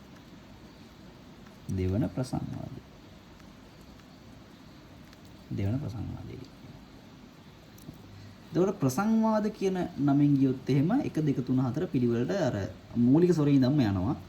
හැබැයි අපි උපරිතාන වලින් ගියොත් එහෙම උපරිතාන පටන් ගන්නෙ අපි දන්න දෙවෙනි පොයින්ට් එකකින්. ඒ කියන්නේ මූලික ස්වරය පහුවෙලා. මූලික ස්වරයට යාලා කියන්නේ මූලික ස්වරයමයි. ඊට පස්සේ තමයි උපරිතාන පළමු උපරිතානේ දෙවෙනි උපරිතානේ තුන්වෙනි. ප්‍රසංවාද වලින් ගියොත් එහෙම මූලික ස්වරයට යාලා කියන්නේ පළමු ප්‍රසංවාදී. ඊට පස්සේ දෙවෙනි ප්‍රසංවාදී තුන්වෙනි ප්‍රසංවාදී හතරවෙනි ප්‍රසංවාදී. එතන ඔය අර නම් වල පොඩි පැටලීමක් විතරයි. එතන නමුත් ඒක කියන්නේ නමක් විතරයි. හරිද? සම්මේ සමහරලාට ඔයාලගෙන් ඔය නම දීලා අහනගෙන පළවෙනි උපරිතානය සංඛ්‍යාතය මෙන්න මෙච්චරයි නම් එයාගේ ඔන්න නලයේ දිග කීයද වගේ ප්‍රශ්නයක් අහන්න පුළුවන්. ඒතකොට ඔයාලා දැනගෙන ඉන්නවා පළවෙනි උපරිතානය කියන්නේ කීයද කොයි එකද ඒකට සමීකරණය මොකක්ද කියලා හොයාගන්න ඕනේ. හරිද? හරි. එතකොට මෙතන පළවෙනි උපරිතානය ඔප්පු කරලා දෙනවා. ඔන්න නෝට් එක බලන්න. පළවෙනි උපරිතානය ඔප්පු කරලා දෙනවා. එතකොට පළවෙනි උපරිතානය කියන එකේ තේරුම තමයි ඔය උපරිතානය කියන එකේ තේරුම මෙයාගේ තියෙනවා පුඩු එකක්. පුඩුවක් කියන්නේ මොකක්ද? පුඩුවක් කියන්නේ රවුමක්. පුඩුවක් කියන්නේ වැසුණු රවුමක්. වැසුණු රවුම. දැන් ලණුවක් කියලා දන්නවද? ඔන්න මේ ලණුවක් තියෙනවා. මම මේ ලණුව රෝල් කරලා ලණුව මෙහෙම රෝල් කරලා මෙතනින් ගන්න ගැටයක්. දැන් මේක පුඩුවක්. එතකොට ඔය තරංගයක් ගත්තොත් එහෙම තරංගයක තියෙන පුඩු මොනවා පුඩු මේ තියෙන පුඩු වැසුණු අපි ක්ලෝස් සර්ෆේසස් කියලා අපි කියනවා ඉංග්‍රීසියෙන් වැසුණු කොහෙද වැසුණු තමයි මෙන්න මේක වැහිලා තියෙන්නේ මෙන්න මෙතනද වැහිලා තියෙන්නේ ඒතර මේක පුඩුව මේ තියෙන පුඩුව මේක පුඩු තුනක් සහිත තරංගයක් මේක පුඩුවක් නෙමෙයි මේක සම්පූර්ණ වෙලා නැහැ ඒක ඒතර ඒක ගණන් ගන්න නැහැ ඒක පුඩුවක් නෙමෙයි සම්පූර්ණ වෙලා නැත්තම් එයා පුඩුවක් නෙමෙයි. සම්පූර්ණ වෙලා නම් එයා පුඩුව. හරි.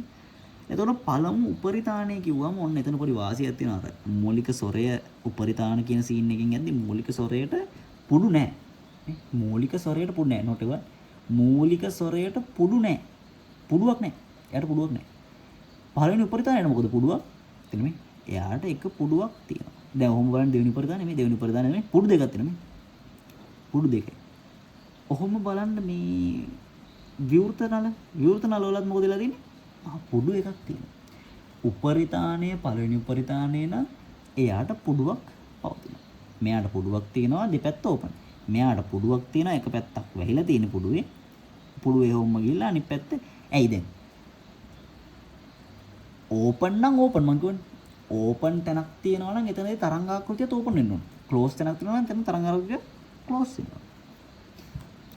මේකේ දෙපැත්තම ඕපන්. එතකොට මෙතනත් ඕපන් වෙන්න ඕන මෙතනත් ඕපන් වෙන්න ඕන. හරිද? හරි. එතකොට මේ තියෙන ඒ වගේම දෙවෙනි උපරිතානයේ පුඩු දෙකක් තියෙනවා. මෙතන ඕපන් වෙලා තියෙනවා මෙතන ක්ලෝස් වෙලා තියෙනවා. මොකද මෙතන ක්ලෝස් සර්ෆේස් එක නලිය ක්ලෝස් වෙලා තියෙනවා මෙතනදී. එතකොට මෙතන පුඩුවත් ක්ලෝස් වෙනවා. මෙතනදී ඕපන් වෙලා තියෙනවා. එතකොට පුඩුවත් ඕපන් වෙන්න ඕනේ. මෙතන ඒ වගේම පුඩු දෙකක් තියෙනවා. මෙතන ඕපන් වෙනදා තරංගාකෘතිය ඕපන් වෙනවා. මෙතන තරංගාකෘතිය ඕපන් වෙනවා. ඒක සමීකරණ කොටනගා තියෙනවා. සමීකරණ ඔප්පු කිරීම ඉතින් අමුතුවෙන් කරන්න ඕනේ නැහැ. මේ තියෙන්නේ මෙයාගේ ලැම්ඩා ලියලා තියෙනවා. ලැම්ඩා ලියලා ඒ ලැම්ඩා එල්ට සමාන කරලා දෙනවා. මේ කරපු දේම තමයි. මේකම තමයි. මේ විස්තරෙමයි කිසි වෙනසක් නැහැ. මම මේක කරලා පෙන්නන්නම්. හරි මේක කරලා පෙන්නන්නම් මම. මේක මම කරලා පෙන්නන්නම්. බලන්න. දැන් අපි ගන්නවා දැන් මේ නලයේ තියෙන පැත්ත වැදගත් නෑ. හොඳයි නලයේ ඔයාලට කැමති පැත්තට හරවලා තියාගන්න. මේක ගැටලුවක් නෑ. ඔයාලට දිග අතර ආසන දිග අතර තියාගන්න. දිග අතර ආසන බෙදලා තියාගන්න. මේක ගැටලුවක් නෑ. ඔබේ සැප මගේ සතුට. හොඳයි. හරි. ඒතකොට මෙන්න මෙතන උඩුව ඔන්න විදිහට අපි අඳගමු. මේ තියෙන පුඩුවක්. හරිද? මෙන්න මෙතන තියෙන පුඩුව. ඔන්න පුඩුව. right. එතකොට හිතන්න නලයේ මෙතන ඉවරයි කියලා හිතන්න හරිද? මේ නලයේ දිග තමයි මෙන්න L. ඒතර මට කියන්න මේ තරංගාකෘතියේ දිග කීයද ලැම්ඩා වශයෙන් ගත්තොත්? ලැම්ඩා වලින් ගත්තොත් කීයද? එකපාරෙන් නැත්තම් ඇඳලා ගන්න මේ. ඇඳලා ගන්න. මේක ලැම්ඩා. මේක ලැම්ඩා බෙදීම 2යි.